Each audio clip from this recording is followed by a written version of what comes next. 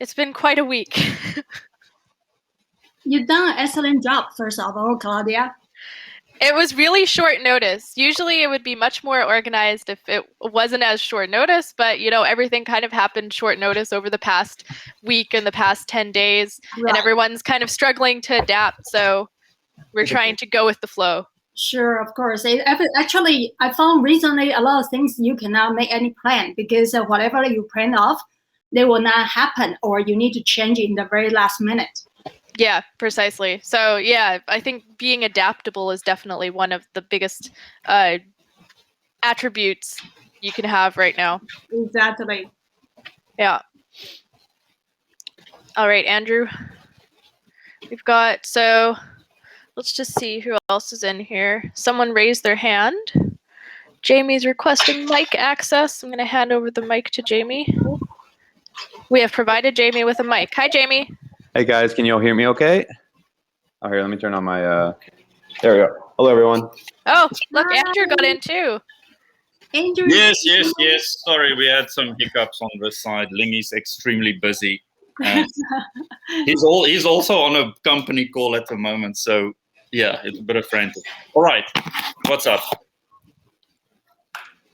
We've got everyone in. Everyone's dialed in, and we're gonna start discussing. So Airmeet records and goes live, and we can share the recording link afterwards, so people who aren't able to tune in will be able to watch it afterwards as well. I just saw. Yeah, go ahead. Sorry. No, nothing. I just saw Paulo pop in actually, and then he popped out and was gone. So I'm wondering if I've lost him somewhere in translation. Okay. But that's okay. So it's not 7:30 yet. We've got another 3 minutes, and then we can hop right into talking about solutions, talking about the current state of things and what people have been doing now over the past week or 10 days to kind of prepare, or not so much prepare, or maybe panic and freak out. And now they've kind of had a bit of time to calm down and look for solutions. Yeah. Alrighty.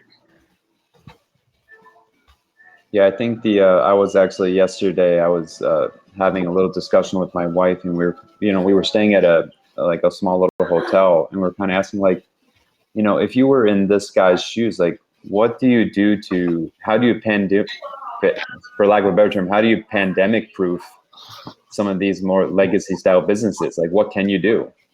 So I thought it was a good thought experiment. Exactly. Where I found currently this, to be honest, especially like we are not allowed, or for the whole country good, the best is not, don't move, stay where you are. Therefore, to bring everything online probably is the one way we can do at the moment. Definitely. Yeah. Yeah. I've been hearing a lot of reports, especially in the education sector. It's been very trying, I think, for a lot of people. I've heard that, especially outside of the bigger cities and in the countryside, that not only is there pandemonium and chaos as to how to go online, but they also don't have the infrastructure, they don't have the hardware, they don't have the tech to go online, and everything's apparently being sold out very quickly. People are trying to, because you're using Google for education, and then they recommend Chromebooks, and so a lot of people are going out and they're like, oh my god, where am I going to get a Chromebook now? Such short notice, and yeah, there are a lot of panicky messages. Like so I had this afternoon. Yeah. Oh yeah. I've been through this afternoon. Yeah. But Isabella, I second you on that. I mean, I'm sorry, I'm rather obsolete when it comes to this, and because I've always had the luxury of having other people who did all these things for me, and I would just like you. But as I mentioned to Claudia earlier, I said I apologize that because I am a computer user, but I'm totally not a technician. So, I know how to type, I know how to move the camera, but when you young lad, sorry, not me. So I really appreciate Claudia. He has been very patient and guiding me to go through the whole process. I actually think another interesting thing that a lot of people in Taiwan have is the advantage to learn from the rest of the world that kind of went through this over the past year, is that they kind of, I think a lot of those places kind of showed the way in terms of how can we deal with some of these challenges.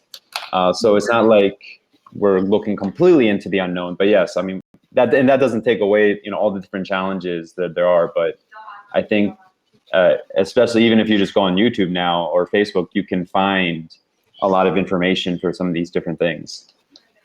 That's one thing that actually kind of a little bit frustrates me, because we've had like a year head start from the rest of the world.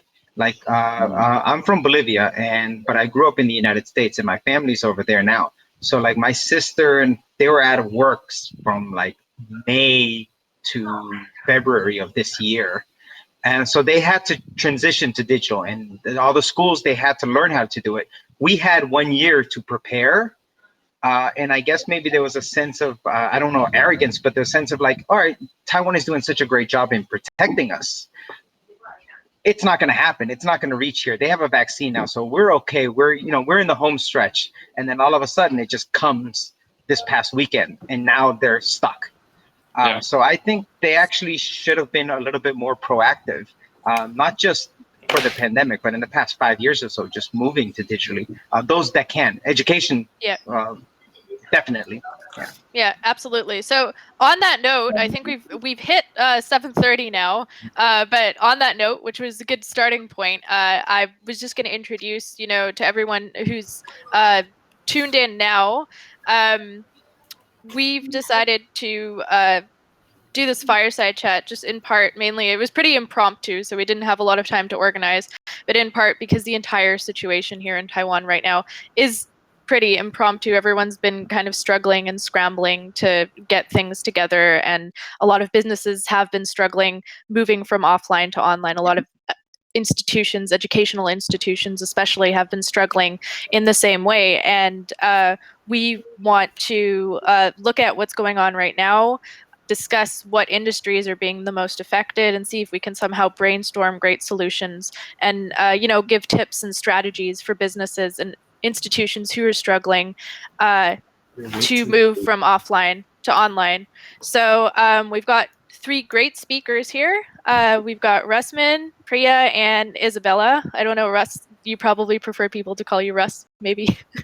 But yeah, so I'll get them to introduce themselves. I'm Claudia. I volunteer on and off with Taipei Impact Entrepreneurs with Andrew and Jamie.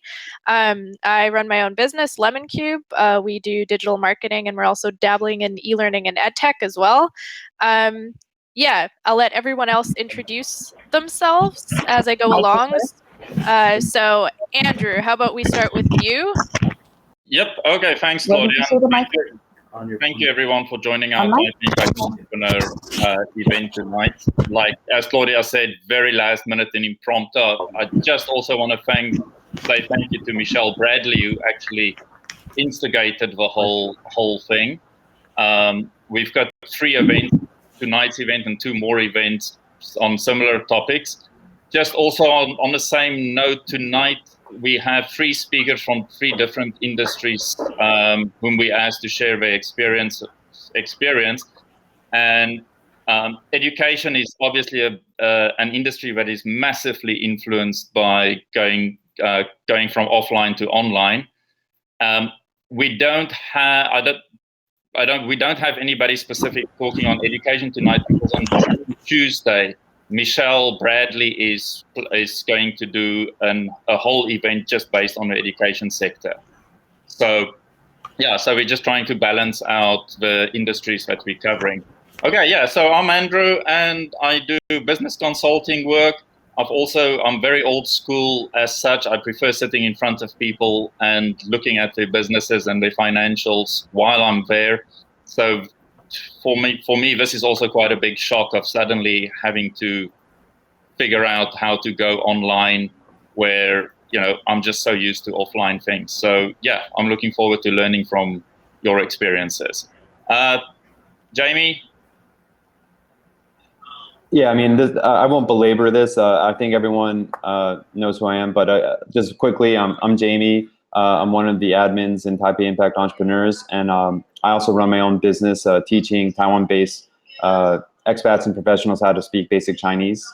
But other than that, I'm also pursuing a master's here. So yeah, that's roughly about me. But I kind of want to make tonight make sure we get right to our speakers. Okay, Priya. Hi everyone, my name is Priya. Can you hear me all right? Yes. Okay, so I'm an interpreter. I interpret between Mandarin, English, and also Hindi if needed. And I've been doing that for over 20 years. I've started my own company. Apart from that, I'm also completing my PhD in interpretation. I should be finished this summer. And I also work with promoting Indian culture in Taiwan. And I've been in Taiwan for over 30 years. Wow, thank you so much. Isabella, my dear. Hello. Hi, everyone. This is Isabella here. I'm the founder of Chao Cha Tea, Chao Chao Cha. Basically, the concept, I started the tea tester education from Napoli, Italy. But since 2 years ago, because of reason, I back to Taiwan. And then luckily, I met the pandemic start to spread. So that give me the reason to stay in Taiwan instead of traveling back to Napoli. And now I'm doing the tea testing education in basic in Taipei, but also sometimes in Shuili, Nantou, middle part of Taiwan where I live. But all the class originally I start as the whole class during the whole class will conduct in English. However, because nowadays not so many foreigner in town, so I also have a class in Mandarin as well. And in some part of the teaching, because I live in Nantou, so I take an advantage to go around to try to find because I'm specialized for organic and non-toxic tea. And so, but to find a good one is really difficult. So when I have free time, I just drive the car around, try to find these good quality of the tea farmer and tea maker, and then show the product to the student. Okay, thank you, Isabella. Last but not least, Rushman Jaimes. Hello. My name is Rusman, but I go by Russ in Taiwan. It's just easier for people to remember and to pronounce. I run a language school here in Taiwan for the past 10 years. I've been living here for 13 years. And besides the language school, I am also an executive coach. So I work with a lot of international companies, helping their managers with their leadership and cross-cultural communication skills. And I also do a lot of consulting and random stuff on the side. So I like keeping busy. Nice. Okay, Claudia, you're going to take it on? She is. Sorry, I'm still here. I was actually just looking. Someone had asked me to send the live stream link. So if you just give me 1 second. Okay, yes. So basically, just to recap what we, tonight we're talking about how to go for brick and more traditional style businesses. How can they go from offline to online? That is a big problem. I think we were a bit slow to adapt to the new circumstances. But yes, we're now dumped in the new situation in Taiwan. So we have to figure out very fast what can we do. From our three speakers, Priya, how are you affected by this COVID situation in Taiwan? The COVID situation has actually affected interpreters quite a lot, starting from last year, not just in Taiwan, because people aren't traveling anymore. Live conferences, in-person conferences are not happening. So the entire MIC, so exhibition, conference, and this entire industry has been greatly affected. Initially, people thought they would just postpone events. A lot of events from the first half of last year were postponed to the second half. They thought things will get better, but they never did. And that's when gradually events started going online. So major, big events were held, and more platforms came out where you could have online or remote seminars. Initially, there was no interpretation feature. So what would happen is the conference would happen on Zoom or Google Meets or Cisco WebEx. And on the side, there would be another group. People would make like a line group or a WhatsApp group, and the interpreter would speak into that so that people wanting to listen to the other language would have to watch the video on the video webinar platform and listen to the audio in the other language on WhatsApp or Line. But Zoom is one of the platforms that has a built-in interpreter feature in their more advanced paid version. So now more and more meetings are happening online, and there are also some software that has some applications that have been designed specifically for interpretation, like Interprefy. In Taiwan, also, a lot of the interpretation that I used to do, meetings for the mayor's offices or private business meetings, focus groups, because of lack of travel from overseas, they got canceled. Local people are still visiting each other, but then they don't need interpretation. So that's kind of, in a nutshell, our situation. So you guys have really been negatively affected. Yes, definitely. Maybe not as much as the tourism or the hospitality industry, but quite high up there. That's why we were last year. The Taiwan government had a subsidy, or kind of to help out people, freelancers, and interpreters could also receive a subsidy at that time. I think it was 30,000 NT total. Do you see any? Do you think the improvements are good enough at the moment?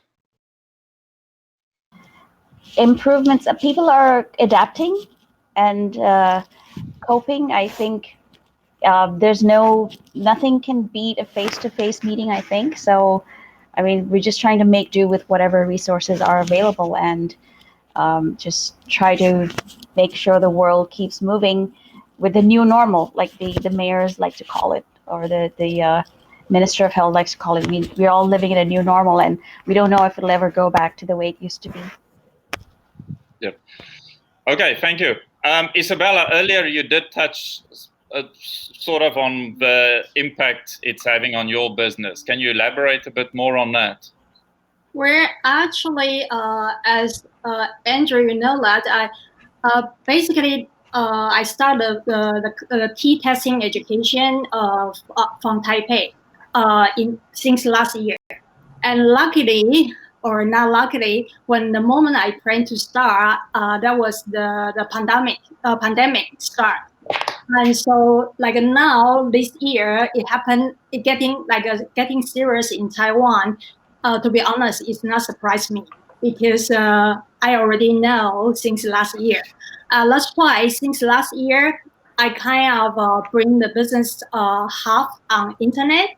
But when the situation is not so intense, I also like September last year, I started to do like a class in person, because I found somehow if I want to bring the class online, it's kind of difficult for the student here.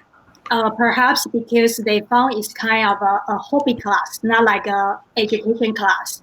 So they are not willing to, and they always feel like this kind of class should be free. If I offer a free class, yes, I believe I will get the audience. But if I offer the fee, then the response is really weak. So that is the situation I've been facing until now. And of course, there are some platforms that they offer the class on the internet class online. However, this kind of platform, they charge the very high commission for the instructor. And considering they also request the good resolution, good video from the instructor. So, after the course I need to invest before I really serious get a student, that is really something kind of put me slow to, if I really want to go to this kind of platform.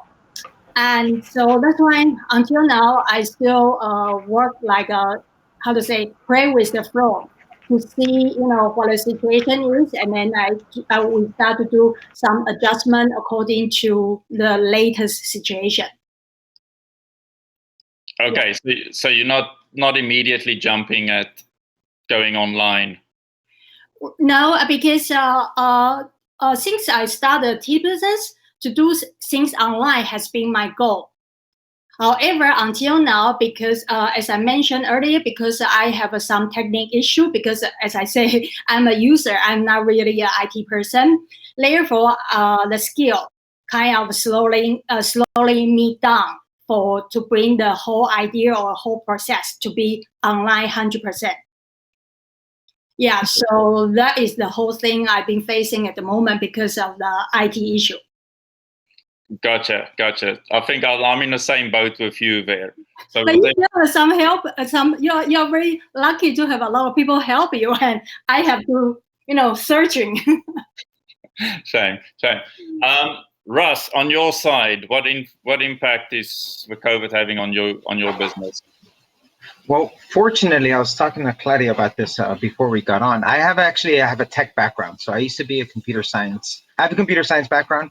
So I used to be all into all that tech stuff. So I actually started testing online classes and different edutech solutions when I first started my company 10 years ago. So I've been playing around with it for a couple years now.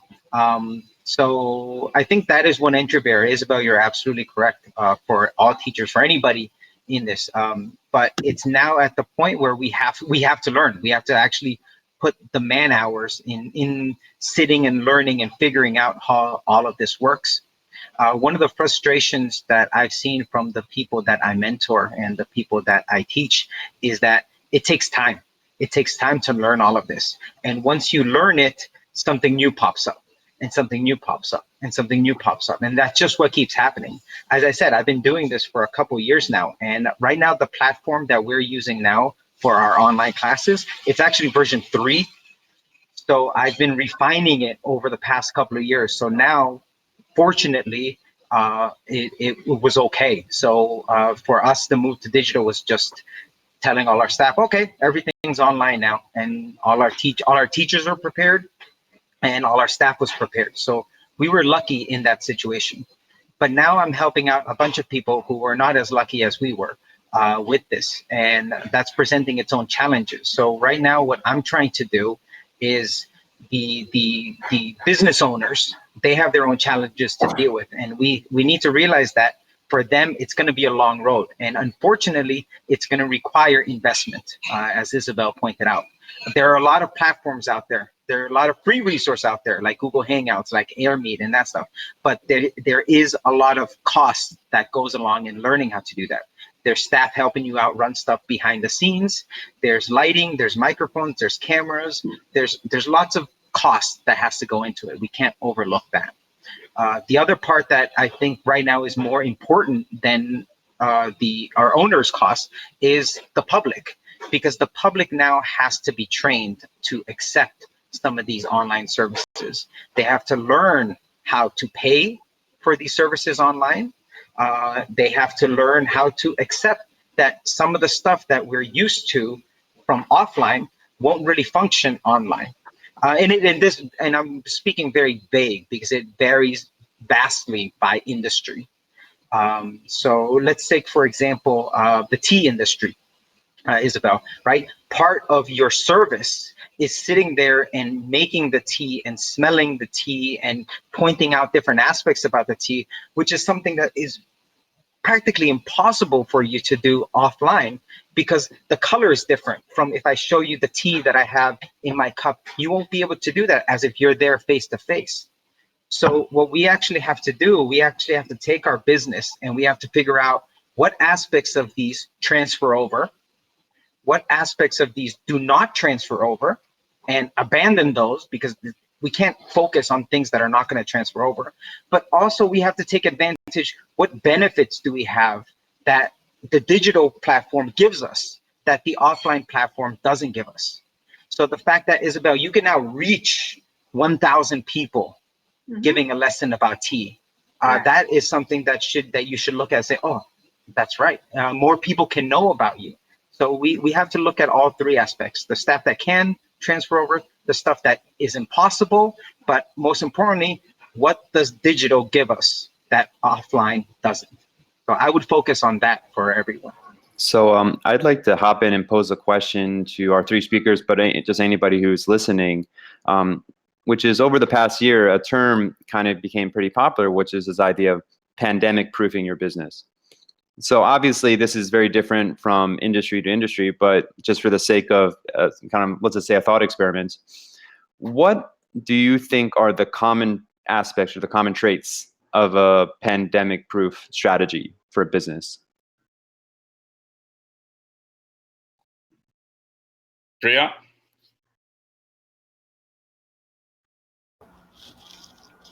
I don't think it's possible to have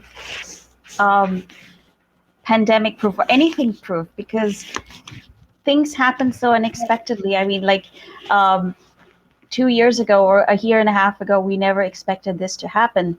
But I do want to echo something that Russ said. So I interpret for some schools, and in the past, it's been in-person meetings at school, and parents with the different grade levels would talk about different topics related to parenting. And each time there'll be about 40, 50 parents. After COVID, because parents couldn't come on the campus anymore, they made it online, and they've had the highest ever attendance because of that. There was some meetings, there are 200 parents listening because they can do it from the comfort of their home, and they don't have to take the extra effort to go there. So I think this is something that companies can do, is to take advantage of what's happening, learn from what other companies are doing, or learn from other countries. Taiwan can learn from what other countries are doing and take the best parts and implement those businesses. But I think that it does provide a lot of extra opportunities, like if for schools or for interpreters, for consulting business, for example. I wouldn't have been able to do that before. I would have had to go to China. But now my clients, if they have any projects in China, they can ask me to interpret because I can do it sitting in Taiwan. So those are things that I think we should embrace, and also help us to make preparations for the future if this is going to be the new normal.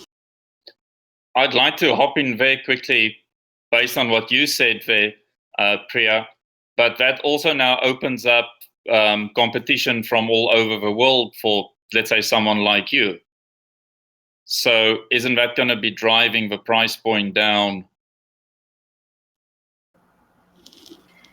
There've always been interpreters, new interpreters who might have lower pricing.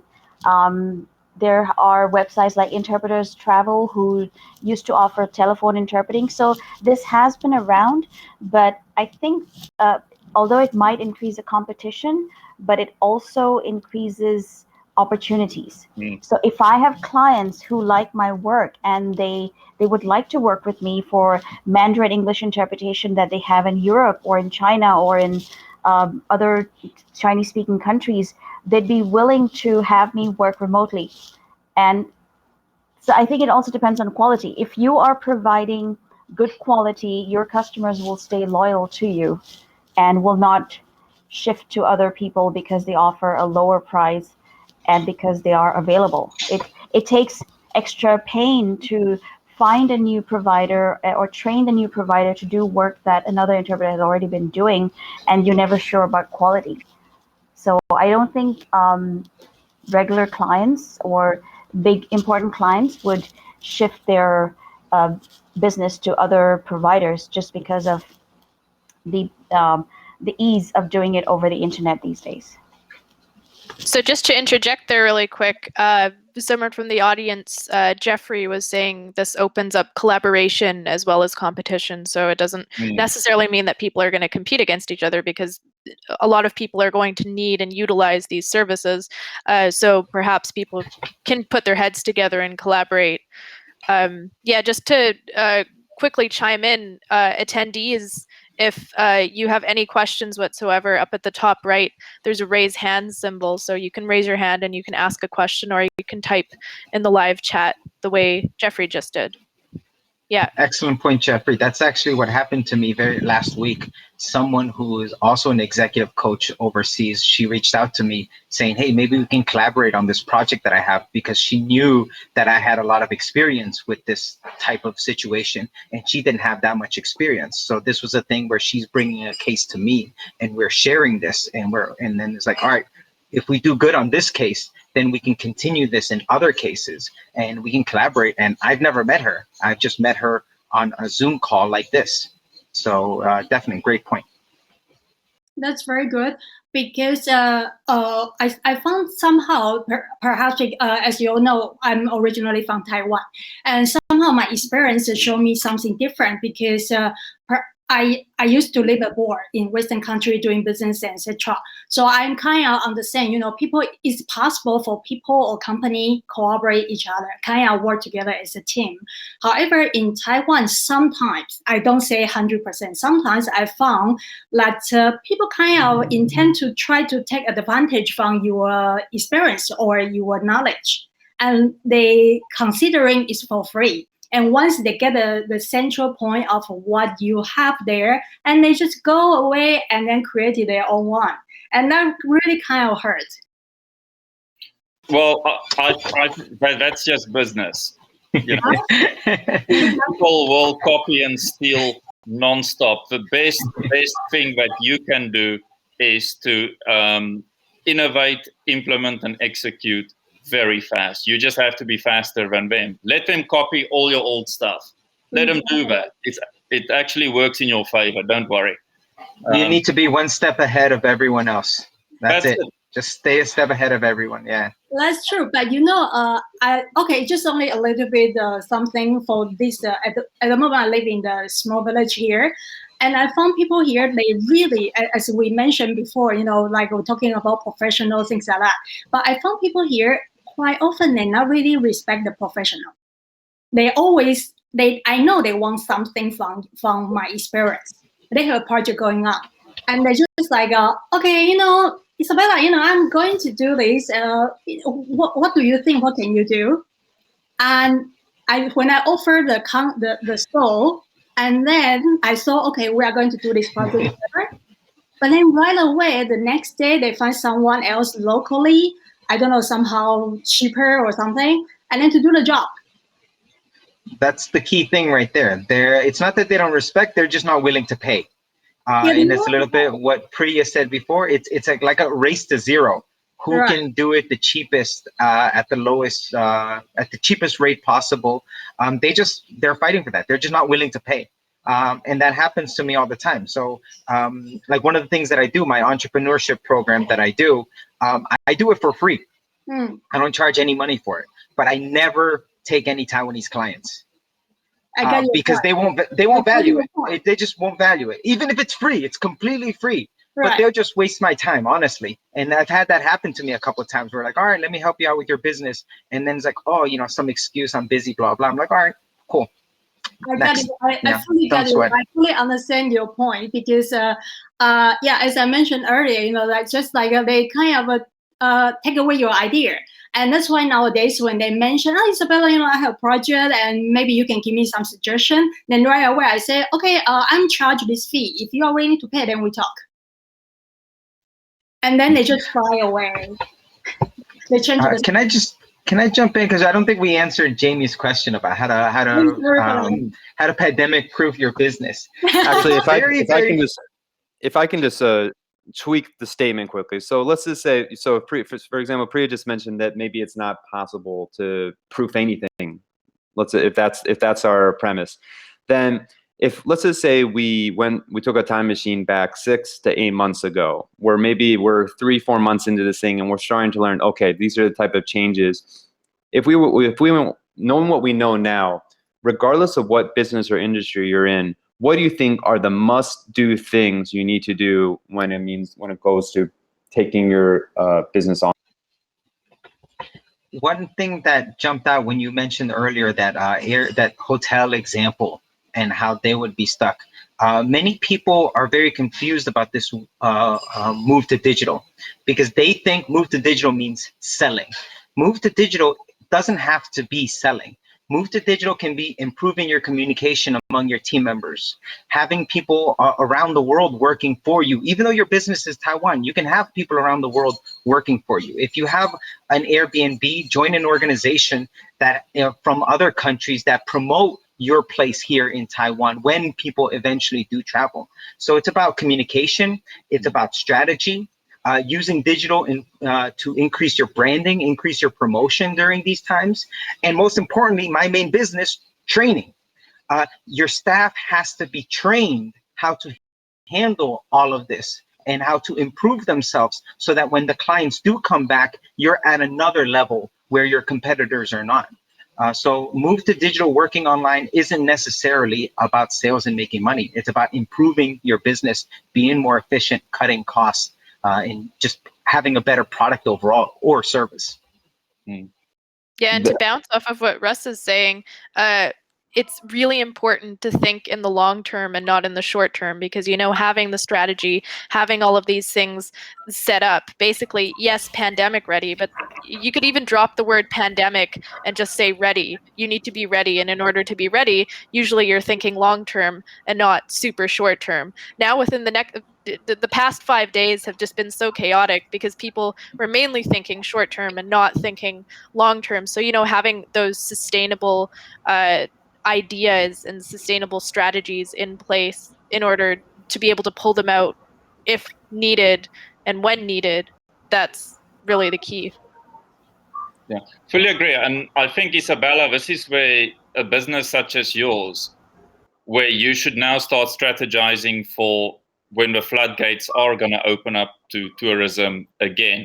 Obviously, it's not going to happen all in one go, but I can foresee that in the future, once COVID has cleared up, Taiwan is going to see a massive improvement in tourism, foreign tourism. That is very true. Sorry, go ahead, continue. No.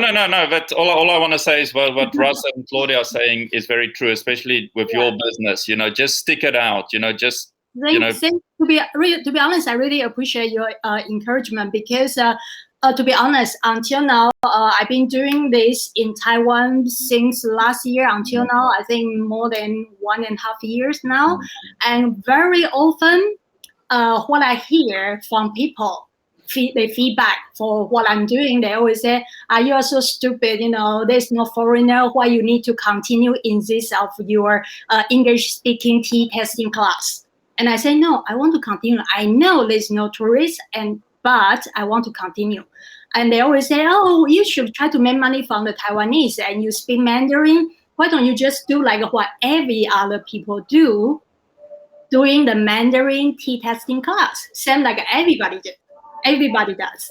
But as Andrew said, you know, I normally, that's my style. I don't do things like same like everybody. I don't want to do things like same like everyone. So I still insist, even they tell me like almost every day. But I still continue to do what I want to do. And I know at the moment we are facing the pandemic and it affects Taiwan, it affects the whole world. But I have a confidence it will come back one day. All I have to do is just be patient and continue. Well, I think the important thing is to take advice like from Russ and Claudia and start positioning yourself so when people are coming back, you've got your net ready and you're going to catch them. Yeah, right. Please do remember me. Yeah, I also agree. So I think having your unique offering is very important. So what you're doing is right. So being different from everyone else, that's very important. And also getting ready during when business is not so good, being adaptable and flexible. So when things change, we need to be quick to adapt to those changes. I think that's important for any organization. And while business is down, let's take the opportunity to strengthen ourselves and make ourselves either more unique or more adaptable or more specialized in whatever field we are. I think all of these things will help either a business or a freelancer in being prepared for any eventuality, not necessarily a pandemic. I just want to play devil's advocate quickly here. So I think we're all in agreement that we definitely want to have long-term strategy. So, pandemic proof aside, just being ready for any eventuality. But let's just say I'm the owner of a restaurant, I'm the owner of a hotel, I'm the owner of a travel agency, and overnight my business has gone down to zero. What type of strategies, what can people, business owners like that in these situations, what can they do? I think a question that I've got sorry, Claudia. I just wanted to hop in really quick before we completely set the last topic aside, that Jeffrey had chimed in again from the audience, and he said, have clear SOPs set in place, but be agile and open to change. Also, it might be a time to breathe and plan. He likes the idea of thinking in terms of the infinite game, as Simon Sinek calls it. Most importantly, we want to make sure we keep our employees. So I think there's a lot of really good fundamental advice in that. And it also kind of ties into Jamie's question about how to, start making these actionable changes. I think regardless what business, sorry. No, go Ross, go. You do. I think regardless of what industry it is a restaurant, travel agency, a hotel, what you're planning for this, the entry barrier has to be very, very low and easy to welcome people back, to get them comfortable in coming to you. If you're a restaurant, for example, you have to make it very easy for people in your neighborhood to shop from you. Because right now people are scared. They don't want to go out. They don't want to dine out. They don't want to travel to your places. So do things to make them comfortable. And that's going to be less profit for you because you're going to have to spend a little more on cleaning. You're going to have to spend more on staff. You're going to spend more on safety measures, from number of seats you can have in your restaurant or number of rooms you can occupy. But that's just the nature of business, and that's what you're going to have to do. So I always think the entry barrier has to be very, very low and very, very easy. Yeah. Well, actually, I would like to share my experience in the past, because a part of the tea education business, I have been living in Bali, Indonesia for 13 years. And I was running villa rental management. So it's similar like it's in the hospitality business. And if you are kind of the fan of Bali, you all know Bali has been through a lot of tragedy through the years. So definitely it affect our business a lot from time to time. And in that time, we have an operation for about 200 employees in the company. But every time when we have this kind of tragedy happen, our idea is not to fire all the staff, because it's not fair. And actually, it will affect 200 families. We are not talking about 200 individual person. We're talking about 200 families will affect. So the best is we try to hold the staff as much as we can. So what we did was we take the time to reorganize ourselves, to reorganize our company, and we upgrade. We have a training class, and then to upgrade all the staff, and also to change the facility inside the villa and all the villas to make it better. So by the time when the tourists ready to come back, we are new, and our staff, they can do better work than in the past. So that's why I would suggest, like Jamie, if you mentioned you are in the hotel business, yes, at the moment it's really not easy for the owner. However, if you can try to see this as an opportunity for your business to getting better in the long term, and take advantage of this time, and then to upgrade yourself, and I will find that is the best you can do.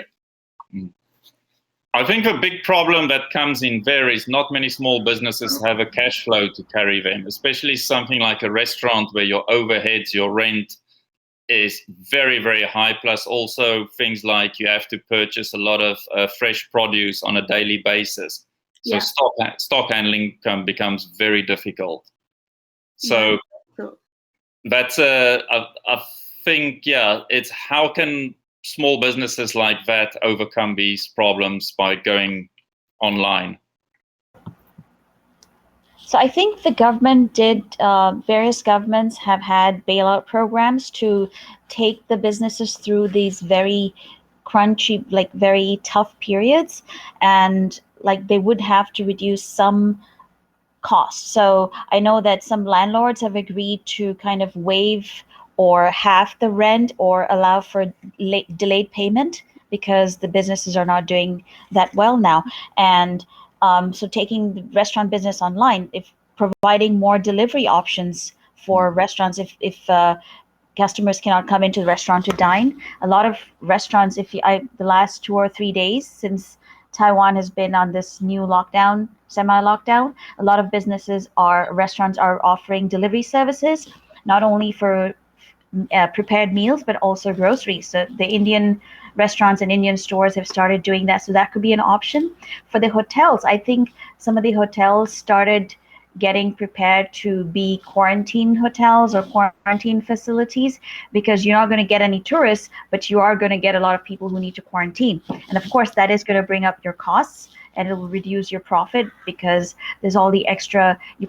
Restaurants cannot use they can't use reusable dishes anymore. They're just switching to one time and all of one time cutlery and dishes. So that's also going to increase cost. Cleaning in the hotel will also increase cost. So these are things that will affect the business. But I think the key is to hang in there if you're able to get your hands on some funds.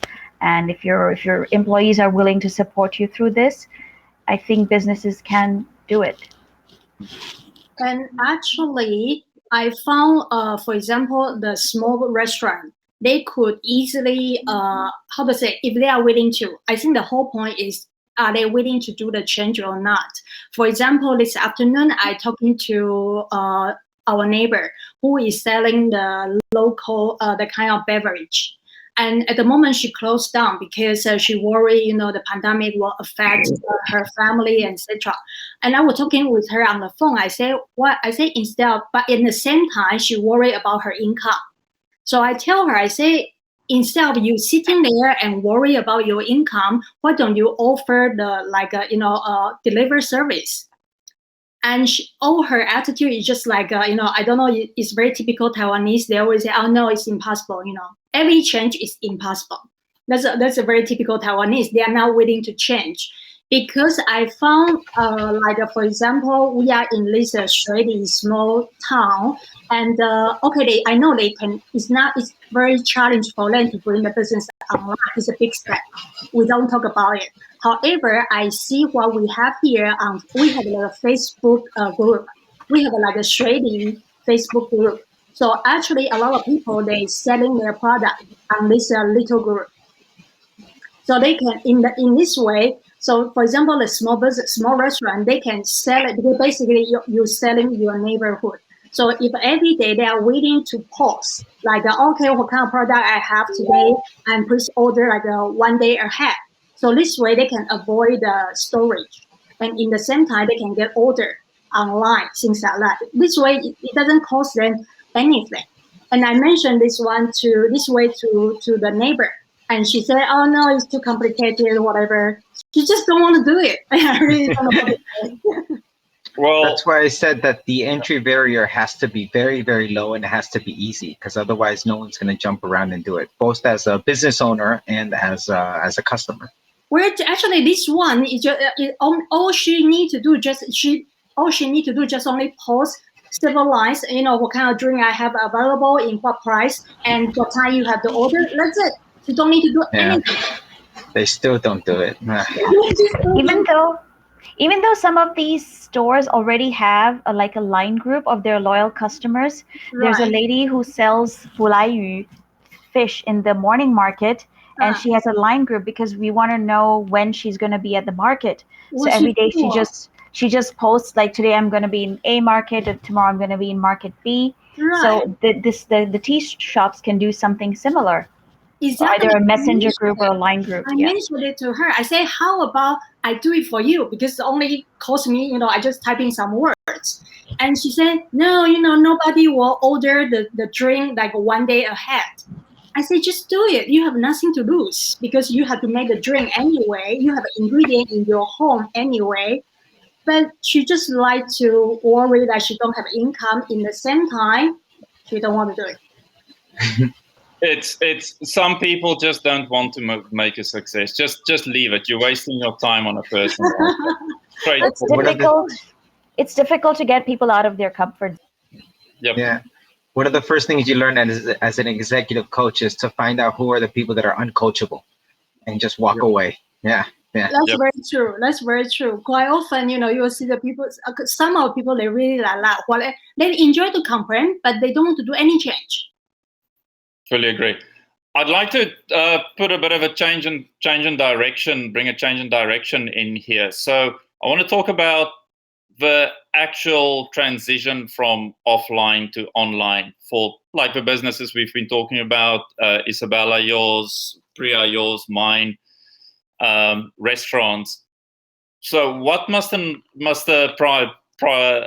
entrepreneur, a small business owner, what are the things that they must look at when they want to transition? Get off your high horse, ask around, ask for help. That's the number one thing. Nobody asks for help. I don't know why it's so difficult. I meet so many entrepreneurs that have a lot of resources, a lot of people that have all this knowledge, and they don't ask for advice. And if they get advice, they don't use it. They're kind of stubborn and go their own way.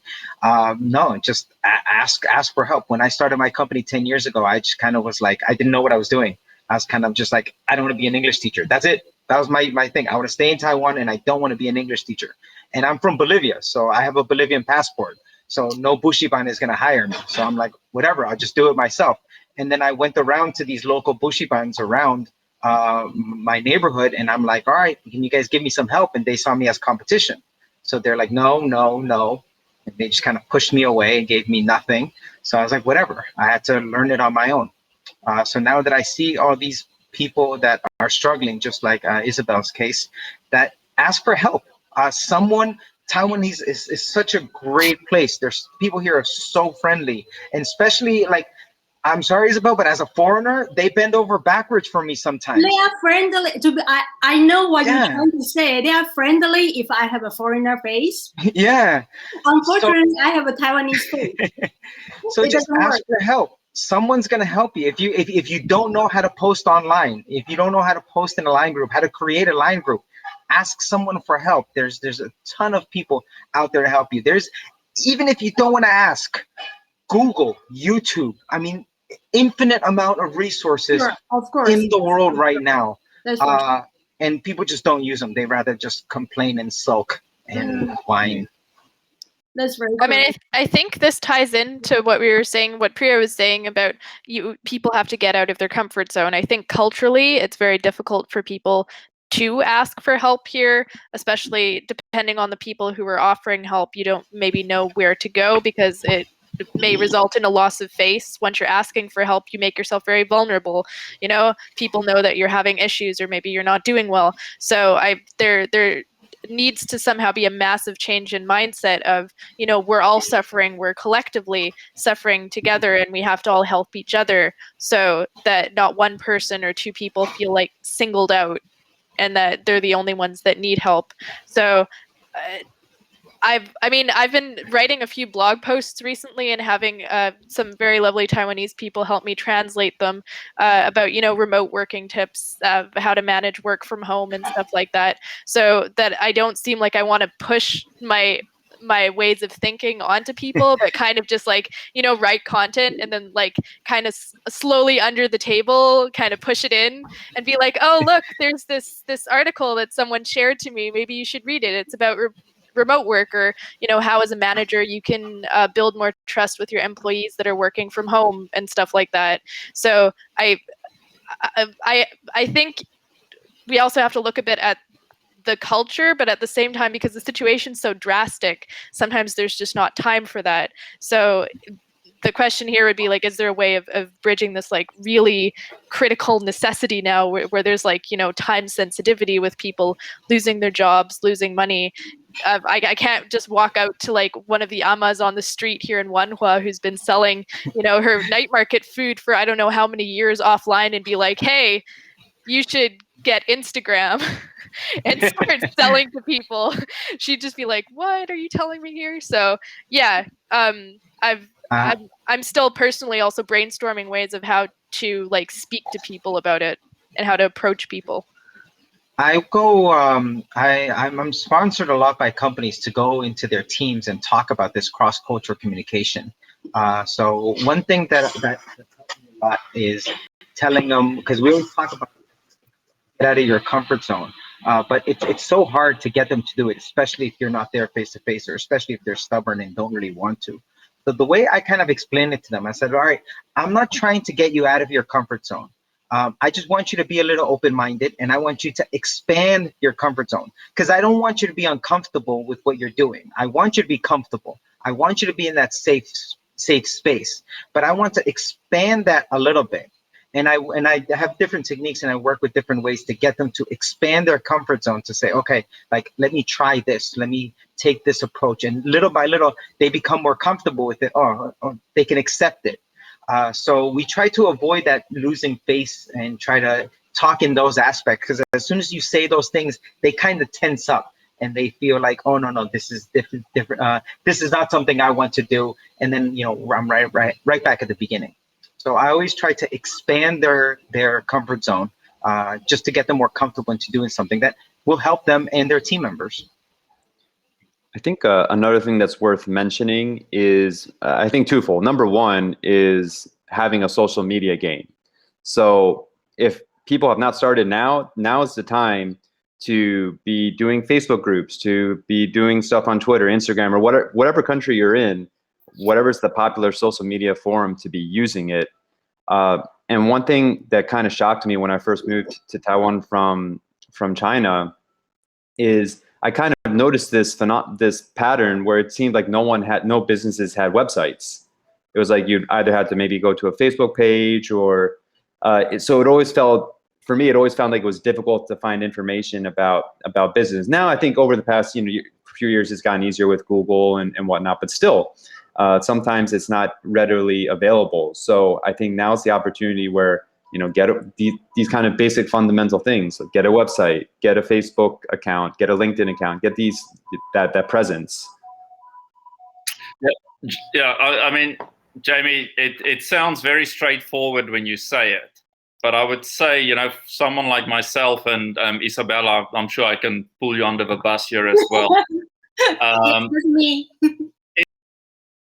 Intimidating, you know, because up until 2 years ago, I still used a Hotmail email account. I'm sure it's still active. And I only started Facebook about 13 months ago. So now suddenly people, I mean, Claudia, you've been pushing on my buttons a lot to like start your LinkedIn, you know, do this, do that. But it's intimidating because it's just not in my mindset. I don't. But hey, Mr. No Excuses, you know, all of us can take the time to learn how to do this stuff. So don't make age an excuse not to learn, right? Right? Yeah, expand your comfort zone, Andrew. Andrew, in this part, I'm one in the same team with you, because I fully understand what Andrew is going through. Because to be honest, as I mentioned earlier, you know, one hand, I need to gain more knowledge. I need to study more of the key things. But in the same time, I still need to still need to get connected with the social media. And I thought, okay, once I'm into Facebook, I'm fine. But then it's not. After 2 months later, it's not. I need to go to the Instagram. And I thought, okay, fine. I try to learn how to do the Instagram. But then after a couple of months later, no, it's not enough. I need to do some other things. And it's like a non-stop continuing it.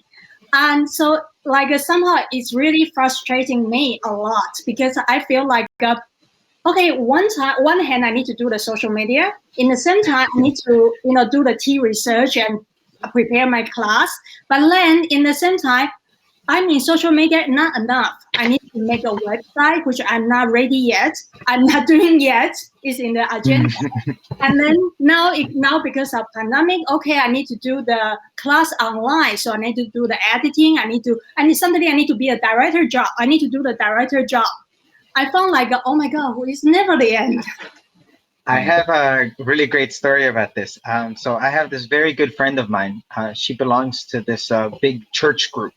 Right. And she's very sweet. She's very lovely. And she's always asking for donations for her church group because she knows I was raised Christian. I was raised Catholic also. So she's always asking me for donations and I always politely refuse. And then one day we get in this nice discussion about some other topic. And then she brings back this donation thing again. And I'm like, okay, like, for Christmas, I'll do something for Christmas. And she looked at me very honestly and she said, if you don't want to give money, that's okay. There's two things you can donate. There's money and time.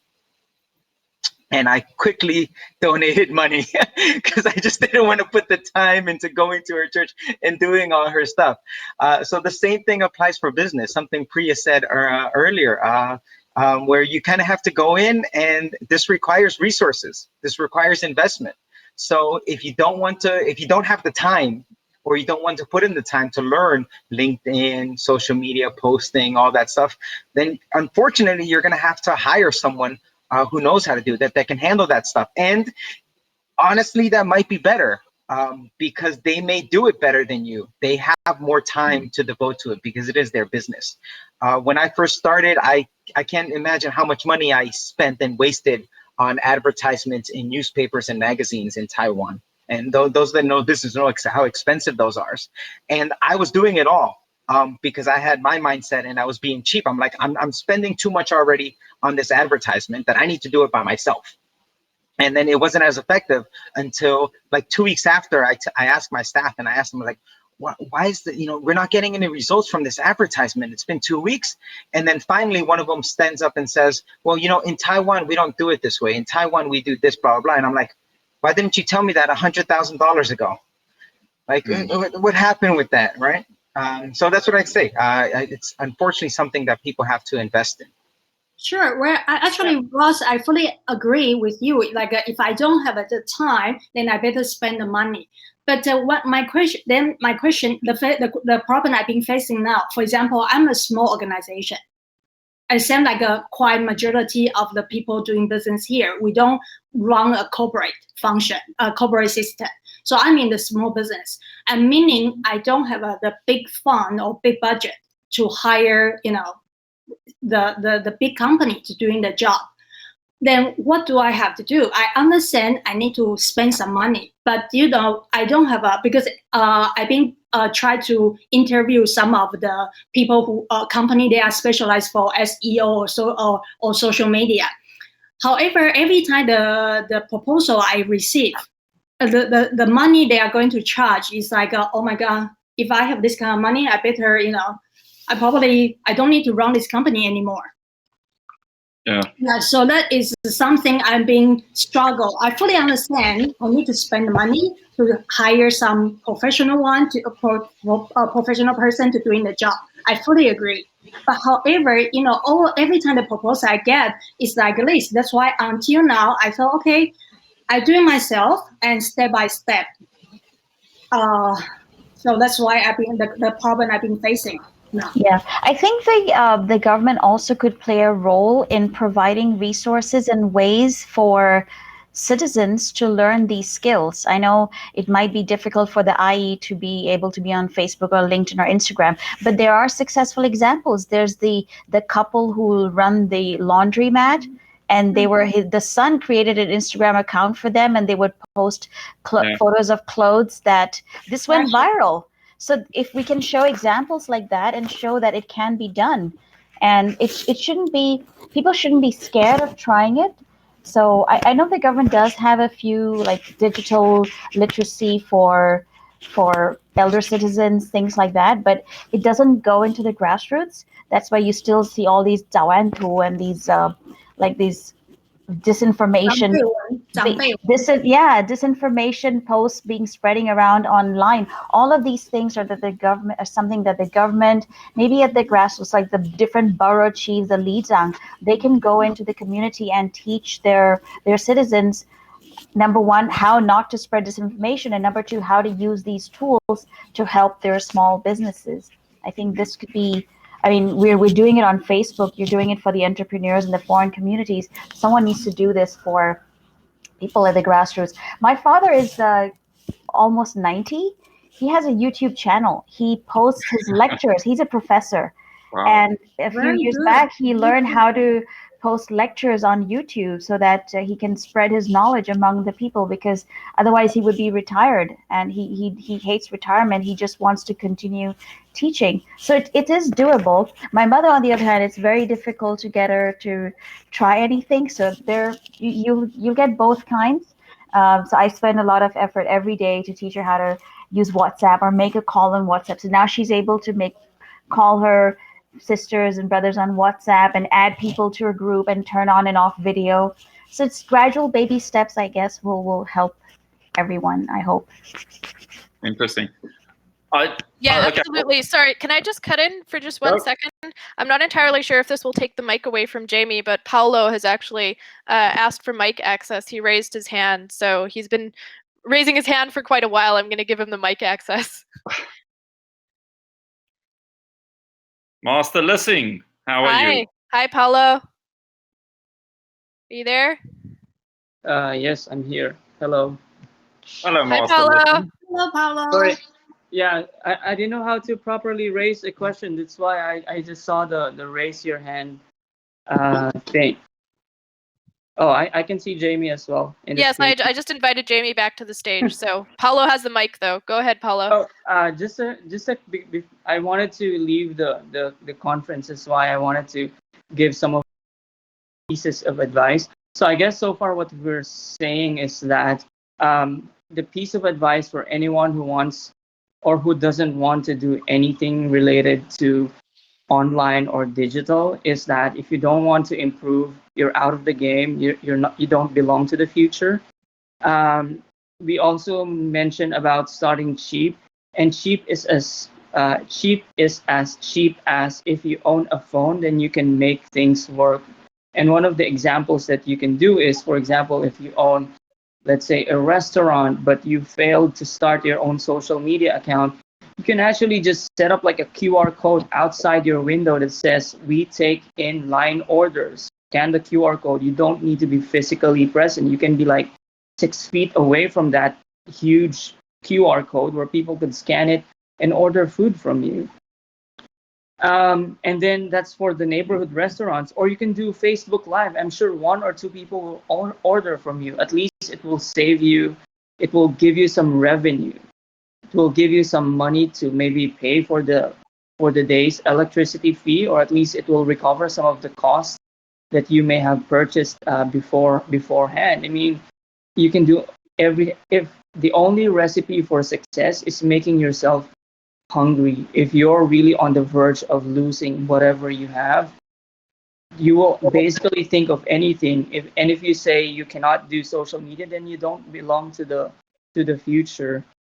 This is an assignment for us. We have been here we have COVID-19 for about a year. It should have been the year for us to prepare ourselves ahead, but it's still a good time for us to rethink and make sure that, oh, what should I have done during that whole year that I could bring into the future? I guess that's so far what's being discussed, and yeah, that's just some of my thoughts.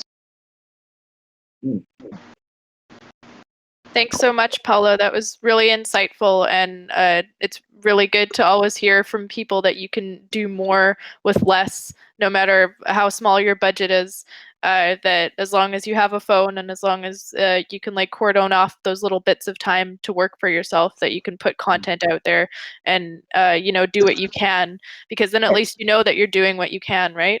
Correct, and everybody has Facebook, and in Taiwan, almost everyone has a line. So I don't know what's the other reason for so many other people for saying I cannot do it. Yeah, right. And everybody except me has a family member in Taiwan, I guess, who could make QR codes for them.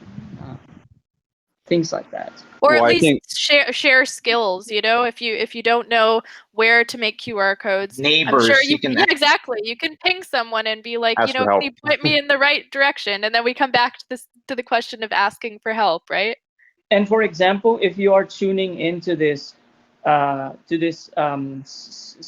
speech, obviously you're digital. You know that you have access on the internet. You have a Facebook. You have access to this app. So it's another excuse again, which Andrew was talking about in previous gatherings, that your excuse is just lame.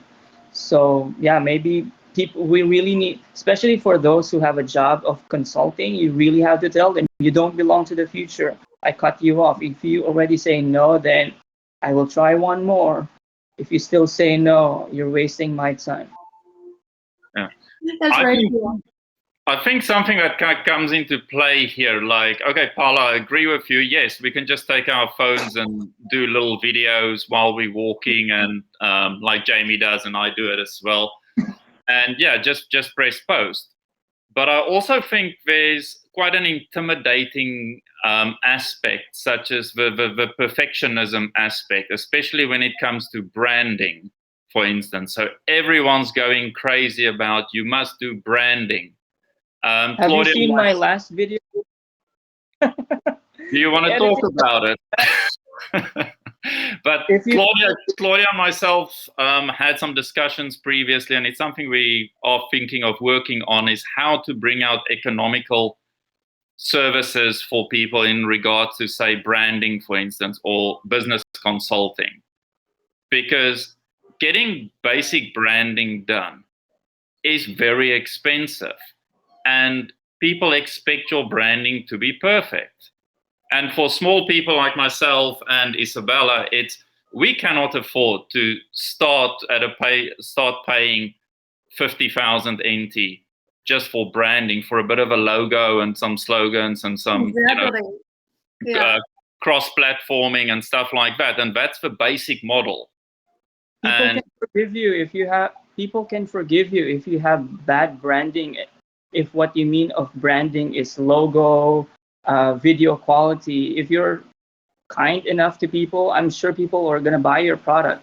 If you are perceived to be a person who they could trust, you don't poison people with your food, then people will buy from you. That's for sure. That's a hard lesson I've learned, especially if you've seen the last video that I posted. The editing was so bad, but I had to do it because otherwise I'll be zero video in the last 2 weeks. So I still have to do it, but I feel like, oh, through branding, I'll just go with what I needed to do because I needed some audience and I needed to maintain that I'm still alive. But Anyway, if you have a good story that you need to deliver, I mean that's So all I guess branding is, priority delivering a one good is to at story. least have a presence online. And then second priority can be having the perfect presence. But should we, in search of the perfect presence, not have a presence at all? I guess that's the question we need to answer. yes, I would say create a compelling story for you, your person, your business, your product. If there's no story, your branding will go nowhere. So perfection is the way down the end. There's the law of diminishing returns. If you spend 3 weeks working on something, that's 2 weeks too long. Regardless of how perfect it is, that extra level of perfection won't translate There are lots into of nice dollars. comments in the chat. Yeah. Actually, one of my favorite quotes from a book I read about gourmet chefs that he kind of uses to just creatorship, get it out the door is food spoils, customers get hungry, the chef must deliver. So it's the idea is that execute on that imperfect plan, get things out the door. This is even something with my own business is like quite often I get, do you have a website? Do you have a website? No, I don't. You can check out my Facebook profile, or I have like a pre-sales page that I send them, but I don't have a formal website. You can kind of get by on being scrappy for a long time if your service and your messaging is on point. Yeah. I think I got the. I mean, after I think I quite got you guys' point now. It's like I mean, like same like something like a no new. Bad news is better than no news. So at least I need to let people know that I still exist. So I need to like post continue non-stop, continuing posting things, even it's not professionally done. Yes, there's as Priya was saying, there are a lot of nice comments popping up in the chat. Michelle had written that it definitely takes courage and vulnerability to ask for help, that it's easier for some than for others. And Jeffrey mentioned there's a Chinese sentence like, oh, wait, let me read it. 不用厉害，不用厉害才开始，要开始才会厉害。Wow, that was really small print. Yes, we don't need to wait until we're awesome to start, but we need to start in order to be awesome. That's a really great quote. Yeah. And yeah, thanks, Jeffrey. That's a really great quote. And Patrick mentioned MVP branding. Get it out there, then work on it. Everything's a process. So yeah, all of these things kind of tie in together. You know, you make yourself vulnerable asking for help, and you can do things, but you don't need to wait too long to get out and start doing them. Everything's a process. You know, it's trial and error. You're putting yourself out there, making mistakes, and that makes you vulnerable as well. Yeah. Yeah, Jeffrey, that was a really great sentence. Thank you for that. Okay, do our three speakers, maybe to tie things off, do you guys want to leave any closing remarks on, if let's just say, you know, I'm sure there are many business owners out there right now who are hurting. You know, what words of encouragement or what practical advice would you give them right now?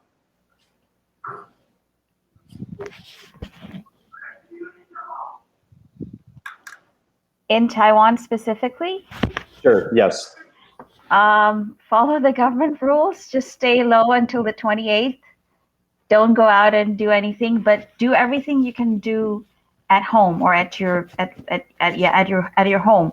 So go online, research what you can do. Maybe create a plan for your business if it's a freelancing business, or if you have a company, whatever you have, or even your career. You know, learn more skills. It's the first time I've used Airmeet. It was very challenging to begin with, but I tried to find a way to overcome the problem, and now we're using it. So just try to improve your skills. Use this time to train yourself and get better, or make your business better, and things will be better in 2 weeks. I think Taiwan can do it. The people of Taiwan have very good civic responsibility, and this too shall pass. And before that, Taiwan was doing fine, and it will again, I think. Let's have hope. Isabella, from your side? Where I always found my philosophy is when there's a tragedy, it's always a good sign. I always see that's an opportunity. So therefore, at the moment, I know a lot of people, they've been struggle with their business. Suddenly, you know, people not allowed to going out, and we have to stay home for the safety concern. But I always found it's a good time for us to look at ourselves and then to improve ourselves, to read a book which you always want to read, but you haven't opened it. And yeah, I found this is the time to recharge yourself and to get more knowledge, to upgrade yourself. And then as also, I would like to add it as my Chinese herb doctor told me this morning. He said, you know, just live regularly. Whatever you normally do, just do it. But okay, don't go out. Yeah, but stay at home, eat healthy, eat what you like to eat. Don't try to scare or panicking. Just you like to have a glass of wine, go for it. You like to eat something nice, call the Uber Eats. Okay, we don't have an Uber Eats in our countryside. But, you know, just live healthy and happily. And then by the time it's ready, you are a new person and you have full of energy to facing the new world. Great stuff. Really nice. Thanks, Isabella. Much appreciated. Russ. Yeah. The same, echo what Priya said. Improve yourself, think about your business. I would use this time for reflection. I think he froze. Can you hear me? Jamie, it's a good Everyone time to finish our theses. Hello? Can you hear me? Yes, I can hear you, Ross. Yeah, Oh, okay. Sorry. I can hear Russ.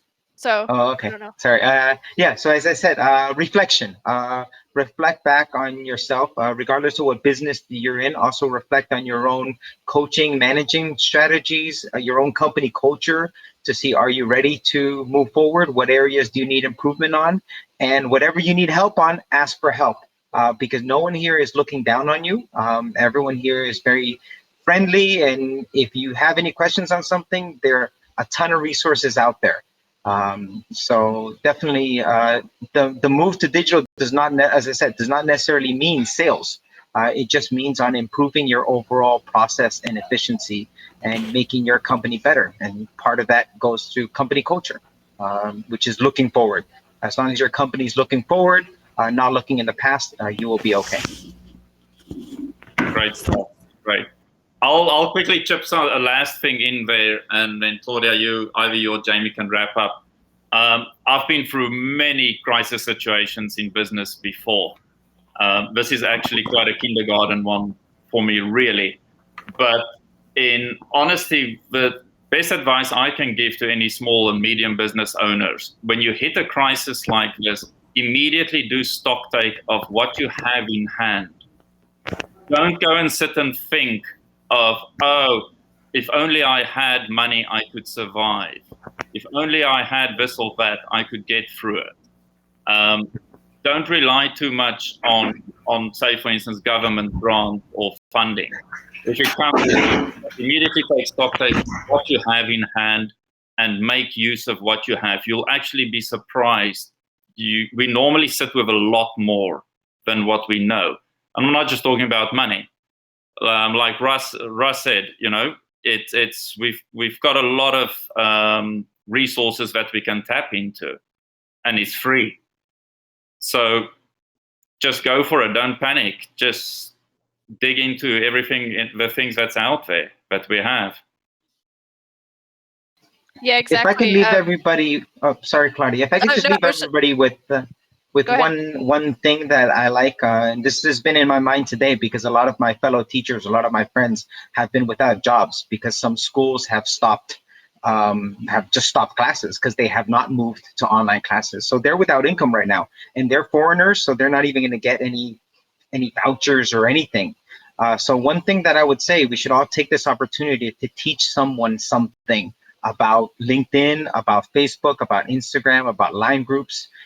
Take this time to reach out to other people and help them. Because right now what we need to do is we need to teach Taiwanese people not to be afraid of digital products, not to be afraid of buying online, not to be afraid of these things. So that's one thing that I've been devoting that I'm going to devote these 2 weeks to do, is reaching out to more Taiwanese people and helping them in this way.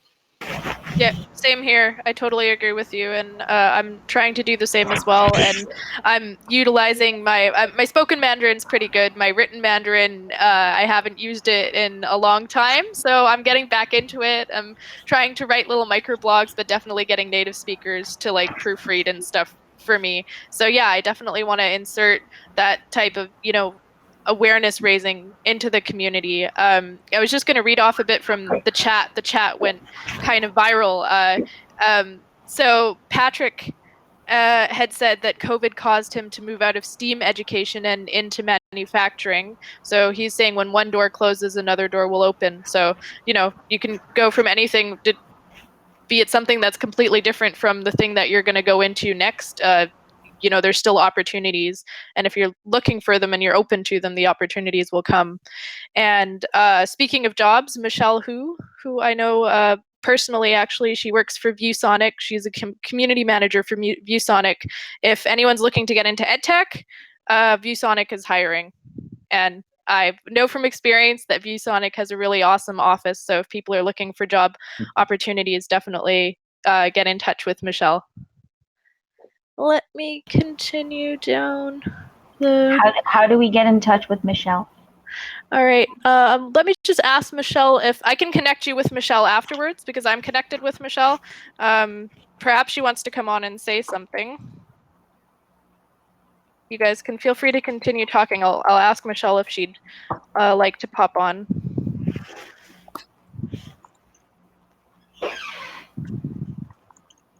Okay, well, while we're waiting, just want to remind everyone that this coming Tuesday, I'm not sure of a date right now, excuse my stupidity there. Michelle Bradley will be talking about, we'll be doing an event with Michelle Bradley where she and Claudia will be digging into education and how to take education from offline to online. So please do check us out. We will post it. We have not finalized it for Tuesday. I think we have 90% finalized it, but we will confirm it in event posts. I think that's going to be definitely very interesting. So check it out.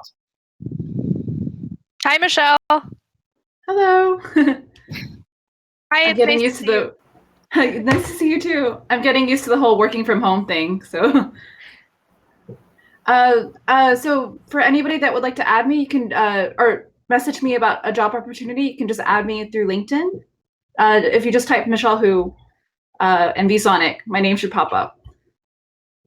Yeah, if anyone is here and not connected with Michelle, but is connected with me, I'm connected with Michelle, so I'm happy to pass on your contact information. Yeah, ViewSonic is a really cool place. They have a really cool office, and it's a really great opportunity. Definitely. And oh. No, I was gonna say EdTech's really booming now, so this is like the right time to jump into it. Yes, because I was a teacher for 10 years in Taiwan, and like I've been wanting to move out of teaching for a while because I love teaching, but not necessarily teaching in Taiwan English because of various reasons that it would be a lot of things to say on that part. But I'm very happy with the change from teaching into EdTech. Nice. Yeah.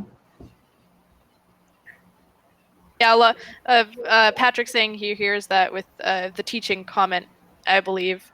I think we made a lot of good comments tonight that people are going to pass on and like try to actively use and say to their friends who may or may not need help.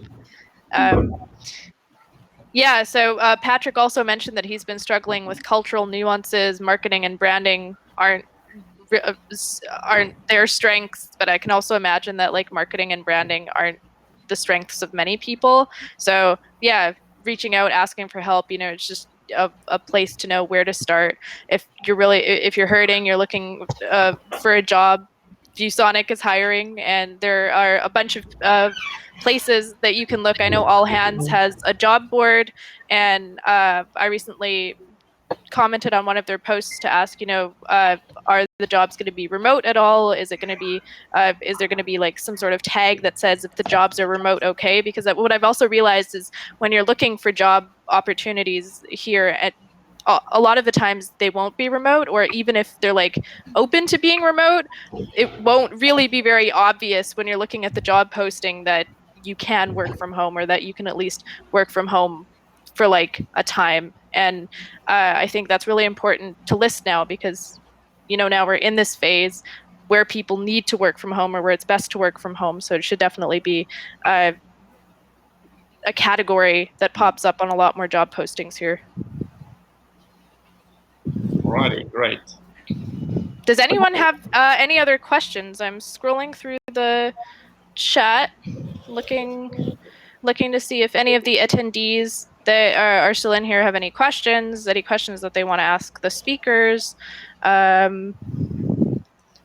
If not, I'm happy to continue chatting with you guys. If you guys want to network a bit with the rest of the attendees, I can add people. Otherwise, yeah. Nice.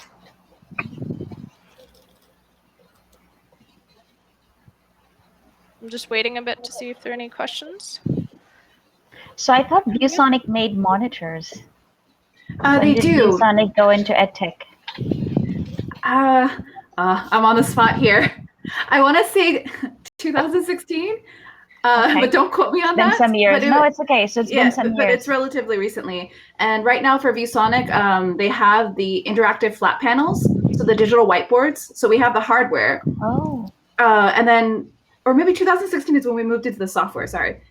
I'm new. So like I started in February 18th. So they have a lot of quite great displays new. that they use for education purposes. I've seen and played with The them. smart boards, yeah. Oh, nice. Cool. Yeah. Those used to be imported. They've got then the My Viewboard as well, right? The My Viewboard project. The My Viewboard is a software. So basically, right Yeah. now, what we have for the software is we have a whole software suite for that you can pair with the hardware, or you can use it for distance or online learning. And right now, during the pandemic, it's free. So that might change soon. So definitely, if you haven't signed up, sign up now, because you can play around with it for free, and you might be able to get grandfathered into some things. So definitely sign up now, especially if you're an entity. If you're like a school, definitely sign up now as an entity before they change things. Like fair warning on that one. And for we have like a whiteboard, like digital whiteboard for the software, but we also have Classroom, which can do huddles. So you can do little group assignments in a group whiteboard, and you can interact on it. Because right now, K-12, they're experiencing a lot of issues with video conferencing, like Zoom bombing, privacy issues, Zoom fatigue, the teaching to a black void, because students turn off their pictures. And also on top of that, the engagement. You don't quite get the engagement that you do in class as you would online. There's like a lot of learning loss because of that. And with our My Viewboard Classroom product, we have different things where you can get that engagement that's missing, because you can do the huddle activities.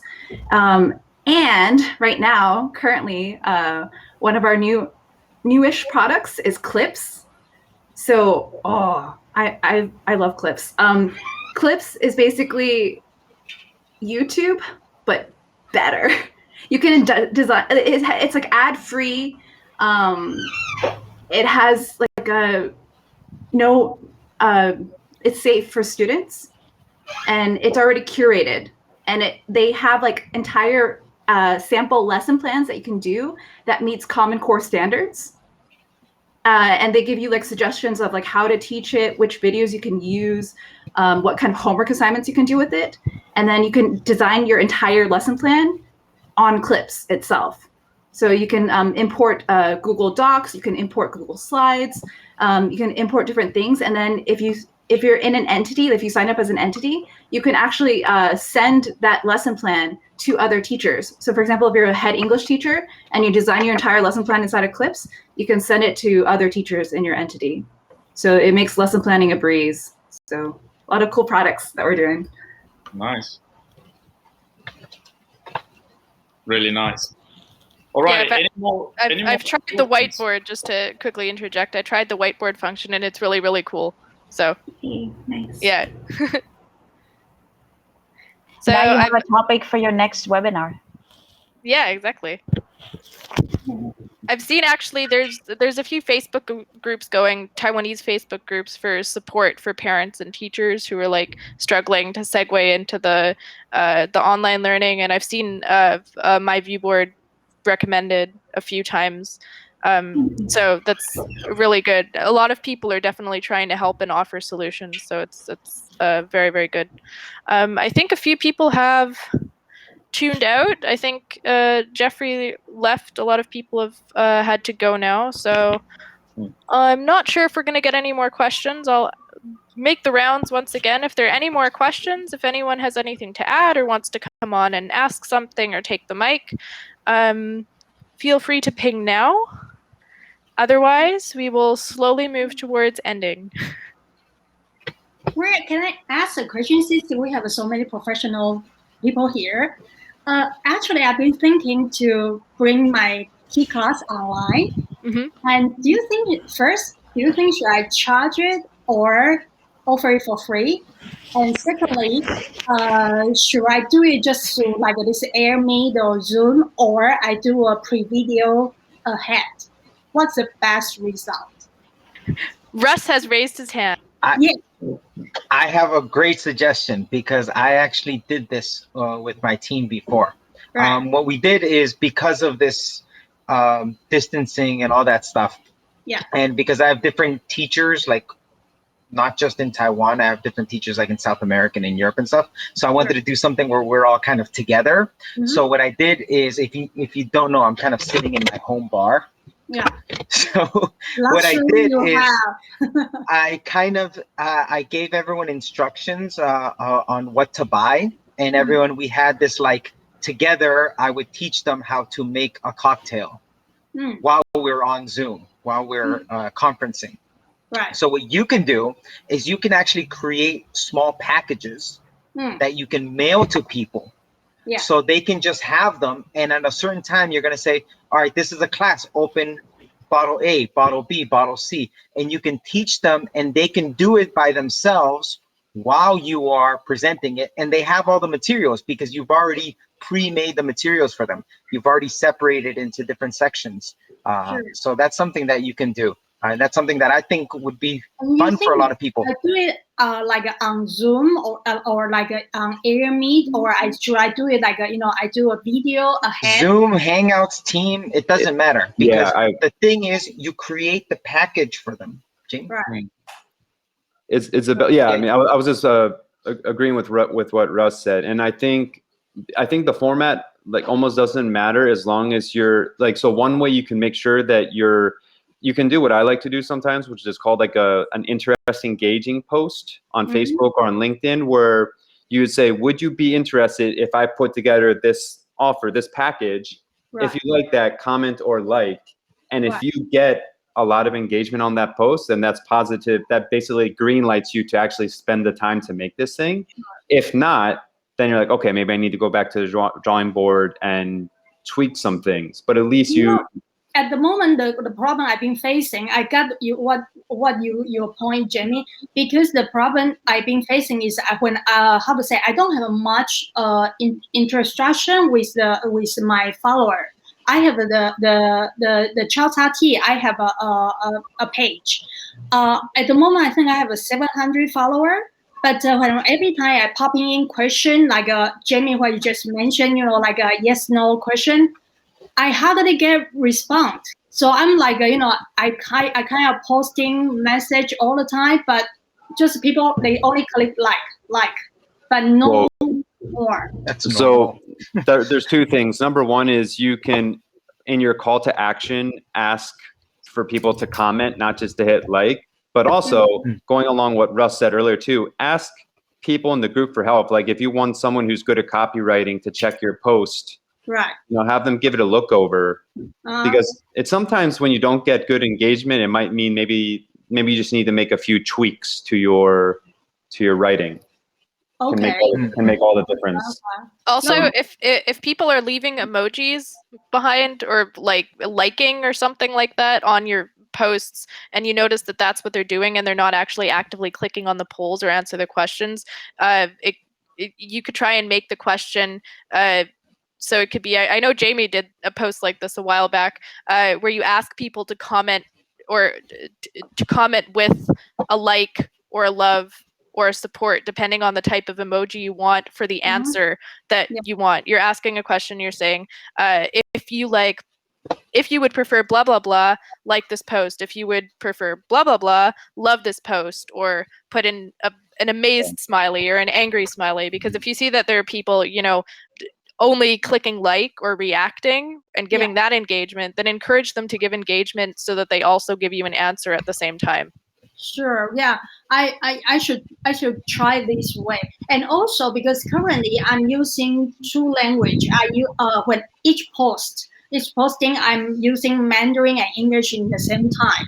But I'm thinking, should I only focus in one language? Because somehow maybe two language kind of confuse people. No, use both. You can use both. You can if you're mainly going for English-speaking customers, you can write English first. And what I usually do is I put a little note at the top that says 中文片在下面, right? Right. I do that as well. Yeah, I often find that I get more engagement if I do it bilingually than if I just keep it in English. I know Facebook has like an auto translate solution. Sure, the translation isn't always super great, but it kind of works kind of on a really rudimentary level. But if I have a post where I really want to know people's opinions and I want to reach like a pretty wide audience, then I'll put the post in both languages. Sure. Yeah. A question that I have for your target audience when you're teaching the class, will it be in English and Chinese? Yes, basically originally my target is a English-speaking customer, but however due to the pandemic, so now I'm in Taiwan, so still majority of the Taiwanese is here, so I'm still doing the Mandarin as well. But my target client is English speaking. Because I was going to say, if your target client is English speakers and you want to continue that, and if you want the lesson to be in English, what you could do is have it just in English and then post to the Facebook groups where the foreigners are. There's quite a few Facebook groups of foreigners inside of Taiwan, like many, or like English teachers or other things. Like there's a lot of groups out there. Posting in my own T page, and afterwards I share these to those groups. Okay, that works. Yeah. Okay, just a quick thing there, Isabella. This is what I've sort of learned over the past year. If you just share things, it's not as effective. You need to go and create the post on that group, on another group. You just go and recreate it. Don't share, because a lot fewer people are going to see it. That's just the way Facebook works. And then the other thing that community building.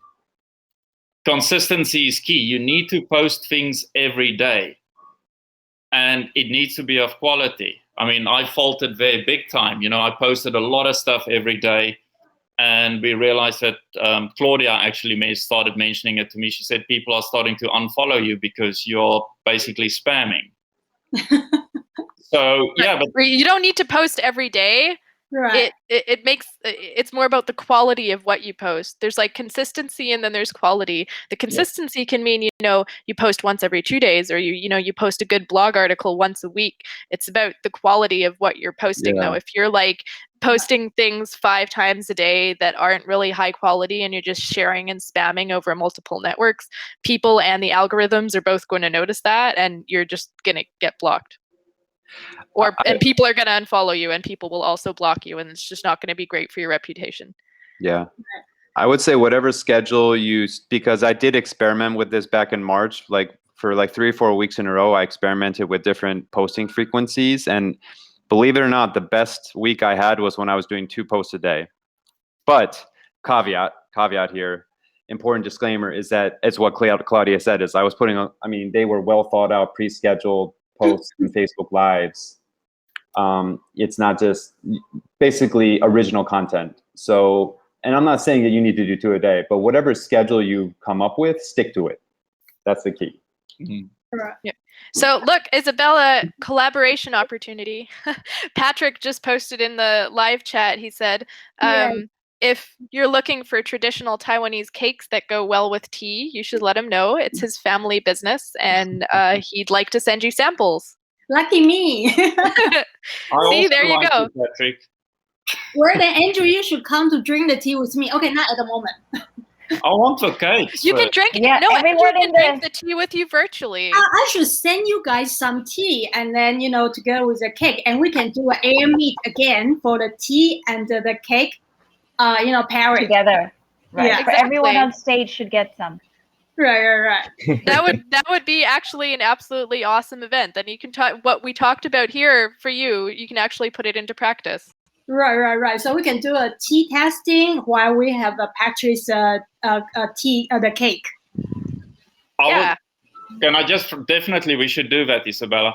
I just want to throw something in. I've actually attended one of Isabella's tea tasting studies courses. And everyone knows I'm quite a big beer drinker. And we hadn't noticed. I just add some now. And I've also done a lot of like wine tasting things. And this, I was really blown away by how interesting Isabella made it, because, she mainly focuses on Taiwanese tea. So she runs you through the whole history of tea in Taiwan, and then also about the agriculture of how it's produced and how the plants grow, and how you should, all the way through the whole drinking culture and distinguishing between the different flavors and the different teas, and then obviously all the terminology that goes with it. I think we ended up spending about 4 or 5 hours at a place, and it absolutely opened a different world to me. It was very, very interesting. So definitely, if we can do that, I'm in. So, I mean, if this is what happens at Isabella's tea tastings, I mean, these are very interesting rubrics that you can break down. If you're talking about Taiwanese agriculture, you're talking about, the different cultural aspects, how to exactly, pour the tea, how to stir the tea leaves. And I've taken part in, I haven't taken part in a traditional, actually, that's not true. I went to Maokong once and had a person that we had a tea tasting thing where someone came over and did the whole ceremony. They do the whole show. Yeah, well, I was awake all night from drinking that because it was just so much caffeine that I just could not sleep. I had so much tea, it was ridiculous. I have to say, because you didn't get a good quality of tea. The good quality of tea will make you have a good sleep. And however, if the tea quality is not really that well, then you quite often I hear people, they tell me they have a problem with tea. See, so I'm pretty sure looking at all of the faces in this Zoom or in the Airmeet that no one knew that. I did not know that good quality tea would make you have a better sleep. Yeah, so if you want to do interesting facts and stuff like that, I don't know if you're on Instagram as well, if you're putting up stories and stuff like that, little tidbits like that to interact with your audience. That's stuff that's really gold, because I had no idea. Yeah. Now I'm going to make sure I buy better quality tea, obviously. To follow what Andrew just mentioned, that because a part of the tea testing, myself also a wine drinker and beer drinker, and I drink alcohol as well. And I have a lot of experience for the wine testing, or even I used to have teach people how to drink wine in the past sometimes. That's why. When students come to my class, I mean foreigner students that come to my class, they can easily understand because I'm using the wine system, the wine testing system into the Chinese tea culture testing. So that's with this way, it's easier for the foreigner student to understand what exactly the tea about. However, because personally, in Taiwan, often I see a lot of Taiwanese teacher.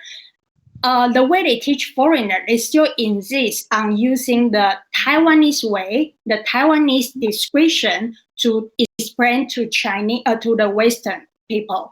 And I found often I see the poor foreigner, the face is very confusing, but he still need to insist, say, "Oh, really? Okay, I got it."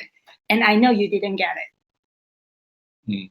Yeah, so that's why quite often, I always use a very simple way and Western way of thinking to explain the tea to the student. And that's why it's easier for students to understand. That's really very, very interesting. And I think you have, it really sounds like you're a wealth of knowledge on this subject. You're super passionate about it. And you can just see it when you're talking. So I think you have a lot of possibilities to translate that into digital content. Even if you're going live, you're doing little snippets. I'm working with a friend of mine. She's a hiking guide. Andrew knows her, Dory. So she guides hikes, and she is a bit older. She's almost 60, and she didn't think before of taking her business digital, and she would always post pictures and stuff like that. But then I was like, oh, you could go into posting videos and explanatory videos, or you could hold a presentation sometime. And then she presented once at one of Andrew's meetups, at one of the Taipei Impact Entrepreneur meetups, for quite a crowd. And this is a person who'd never done it before, a Taiwanese person who'd never been networking or been up in front of an audience in her life, and she just completely nailed it.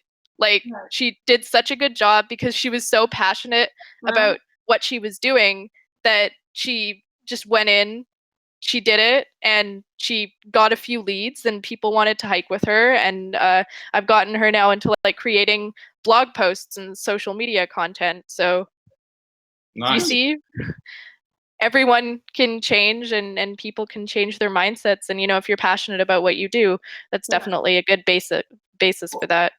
Well, Isabella, maybe we should put a challenge up and make a case study out of yours. Well, the thing, at the moment, the thing I like to do is I would like to put my TCAS online, and I still, working on what's the best way to do it, which app I should use it, or should I have a one camera or two camera? I'm still struggle, or will there be any audience or any student that like to be online to join the class? So I'm kind of Just start. 开始不用厉害，要开始才会厉害。对，that's a good Right? one. That's a good one. So yeah, I think you could just start it wherever you have the maximum followers. Right. So if you have the maximum followers on Facebook, then do a Facebook live stream. Okay. And if you want to interact with people, then you can do Zoom. There you can have different windows. Like if you're gonna send people the tea beforehand, and they can all follow along with you, then you would need it more interactive. Then you might need to use something like Airmeet or Zoom, where you can have multiple people participating.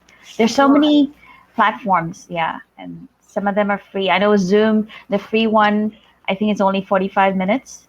Is there still a time limit on the free Zoom version? Yeah. There is a time limit, but I remember my last meeting, we actually went over the time limit and nothing happened. So I'm not exactly They might have sure. removed the cap. Yeah, they might have removed it. Yeah. Even Google Hangouts, if you have a Gmail account, you can just use Google Meet. Right. Yeah. Or view my view. Yeah, these ones are really everyone. easy. Yeah, or you can use the my view something.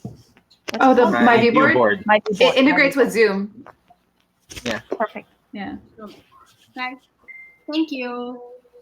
And Isabella, I think the important thing is to always record, make sure it's recorded and then posted afterwards, because we've had it on many of our Facebook lives where we only have 5 people attending the actual talk, but over the following 2 weeks we'll get 1,500 views.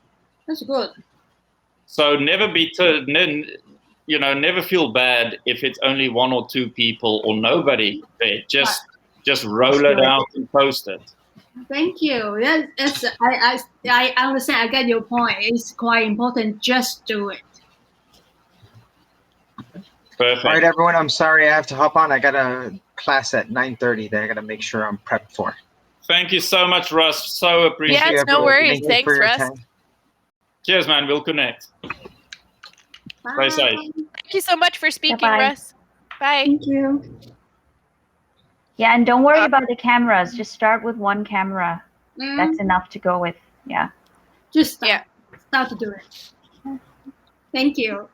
Exactly. Yeah. Just start with what you feel comfortable with, and as long as you can always record it and it's always live, you can take the live stream afterwards. You can download the recording, and you can always repurpose the recording. You can take the most interesting parts of your recording and you can cut them and snip them, and then continue utilizing them for your content and put it out afterwards for people who weren't able to tune in.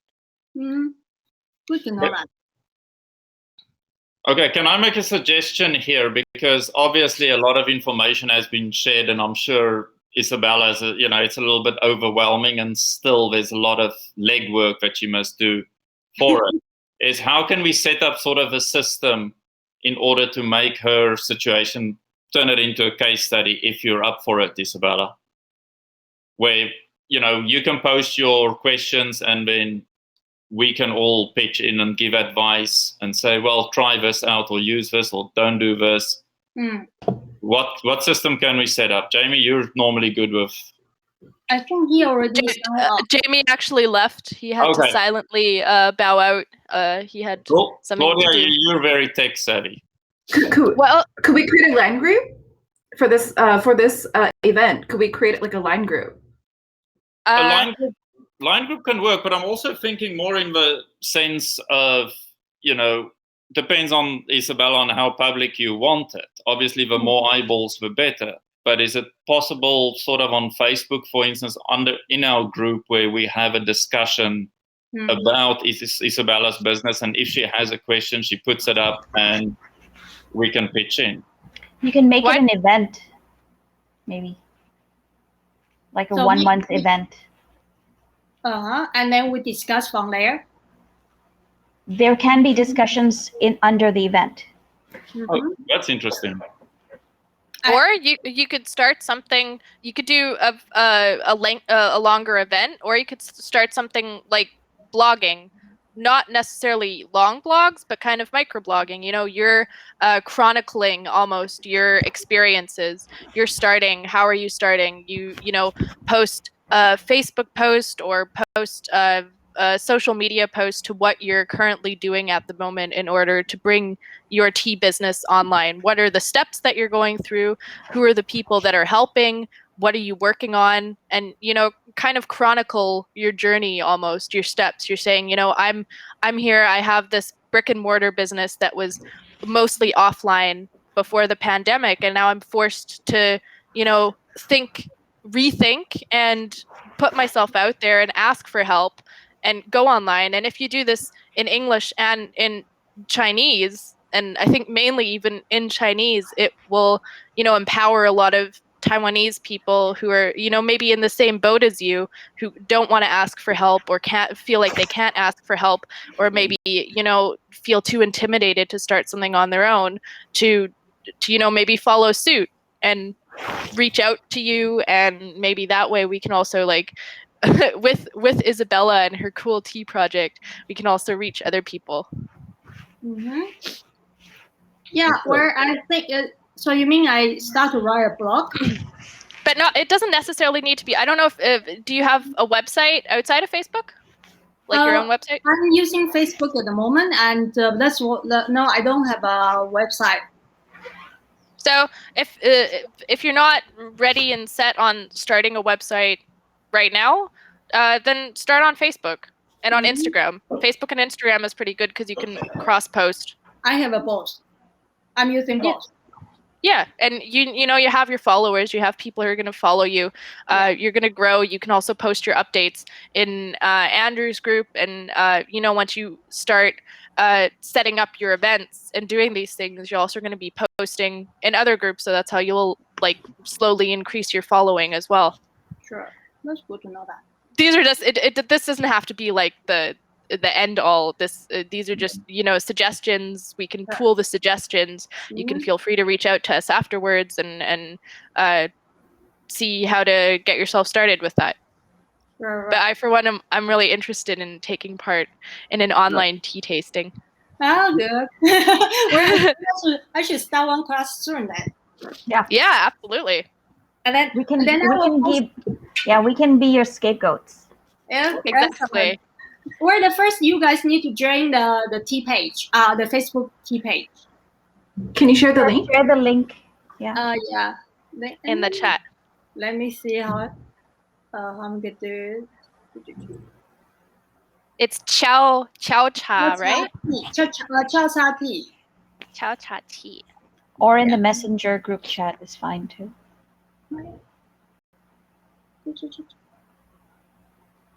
I remember Chao Cha tea.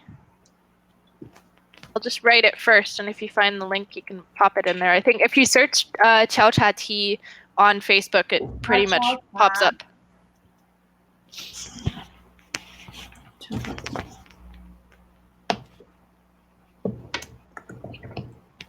Chao Cha tea.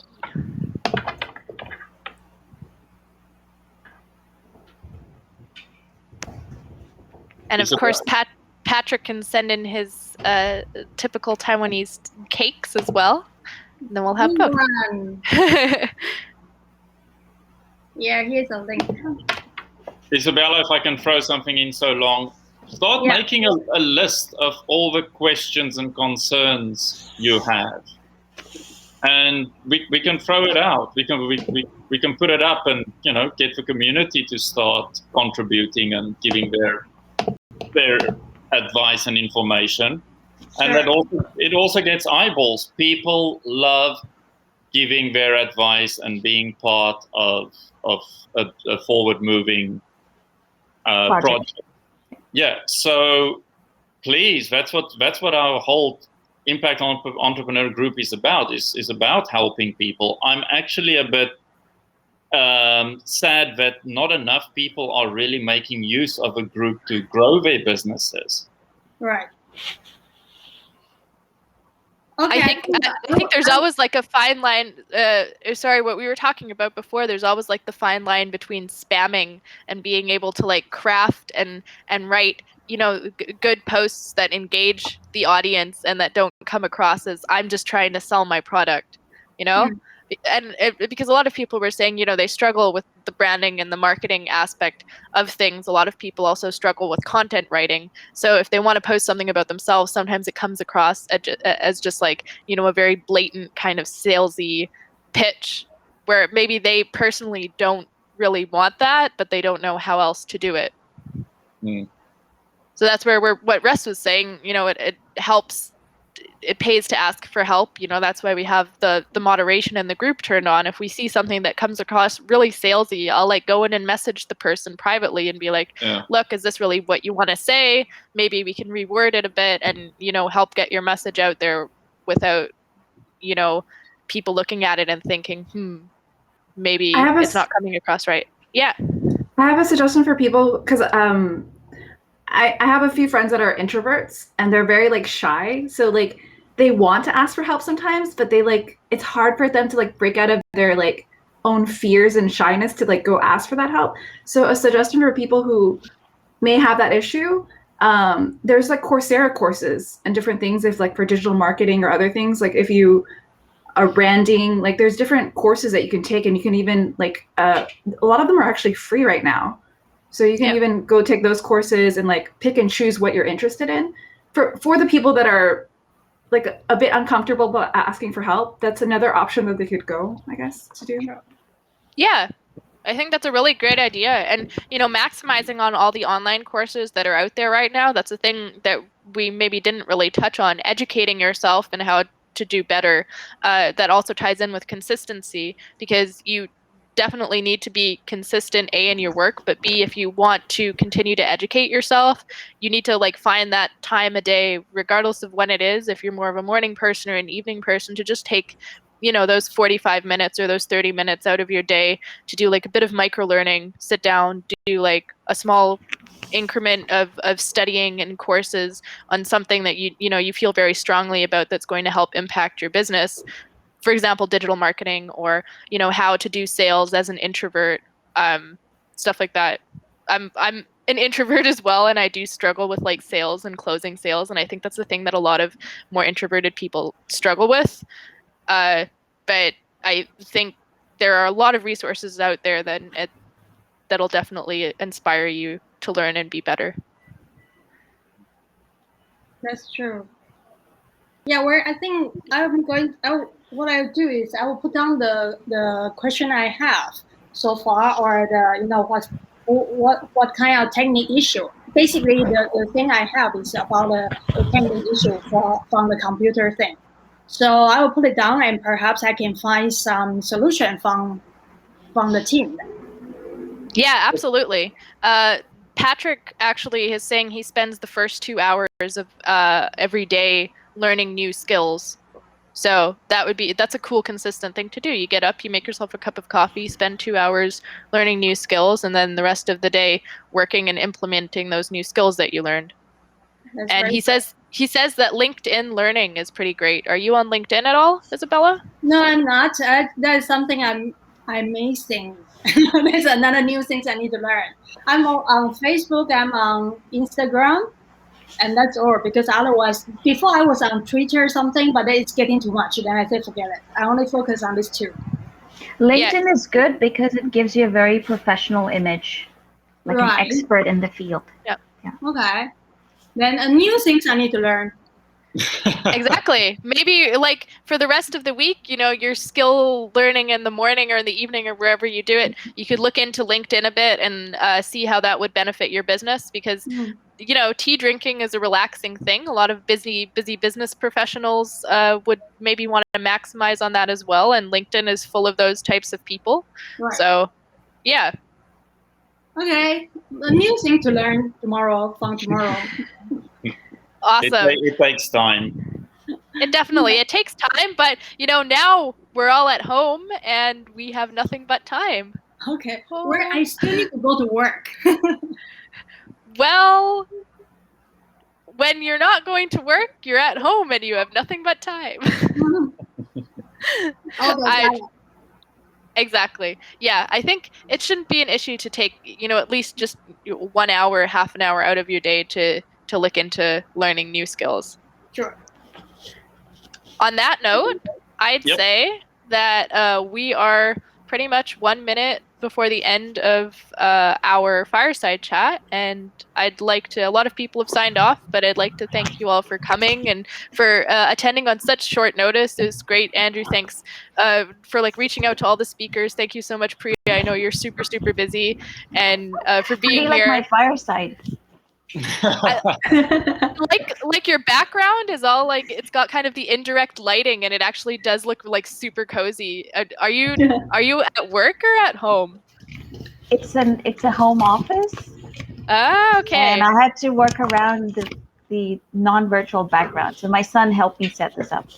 It's super cozy. It makes me want to go in that back corner and sit there and read a book or something. It looks like Christmas. Good. Fits with the theme of fireside. Thank you. Thank you. And thank you, Isabella, for coming in. And, it's really courageous to put all of your fears out there and, your vulnerability, what you need help with and stuff like that. And I hope we've helped you come up with a few solutions, actionable goals that you can start working on. And Michelle, thanks for coming on impromptu and talking about ViewSonic and offering lots of super cool advice and edtech solutions. Yeah. And thanks, Patrick, and everyone. Thank you for all the attendees. Anyone who said anything in the chat and gave feedback. Thanks, Patrick. We're looking forward to eating your cakes. Yay. Yes, Patrick, you're going to send me the cake? Exactly. Connect me on the Facebook, then I will send you the address. Awesome. All right. So have a lovely evening. Patrick says cakes sound great, so I'm sure he will be in touch with one or all of us here tonight about cake. Fantastic. Which is great. Okay. So thank you, Claudia. Very good to organize. Very nice of you to organize this event, and thank you, Andrew, for inviting me here. Love you lots, Isabella. Looking forward to seeing you again. And everyone, stay safe. Stay safe. Thank you, Priya. Thank you. We can do it. All right. Thank you. Have a nice evening. Bye. Bye. Thank you, everyone. Bye.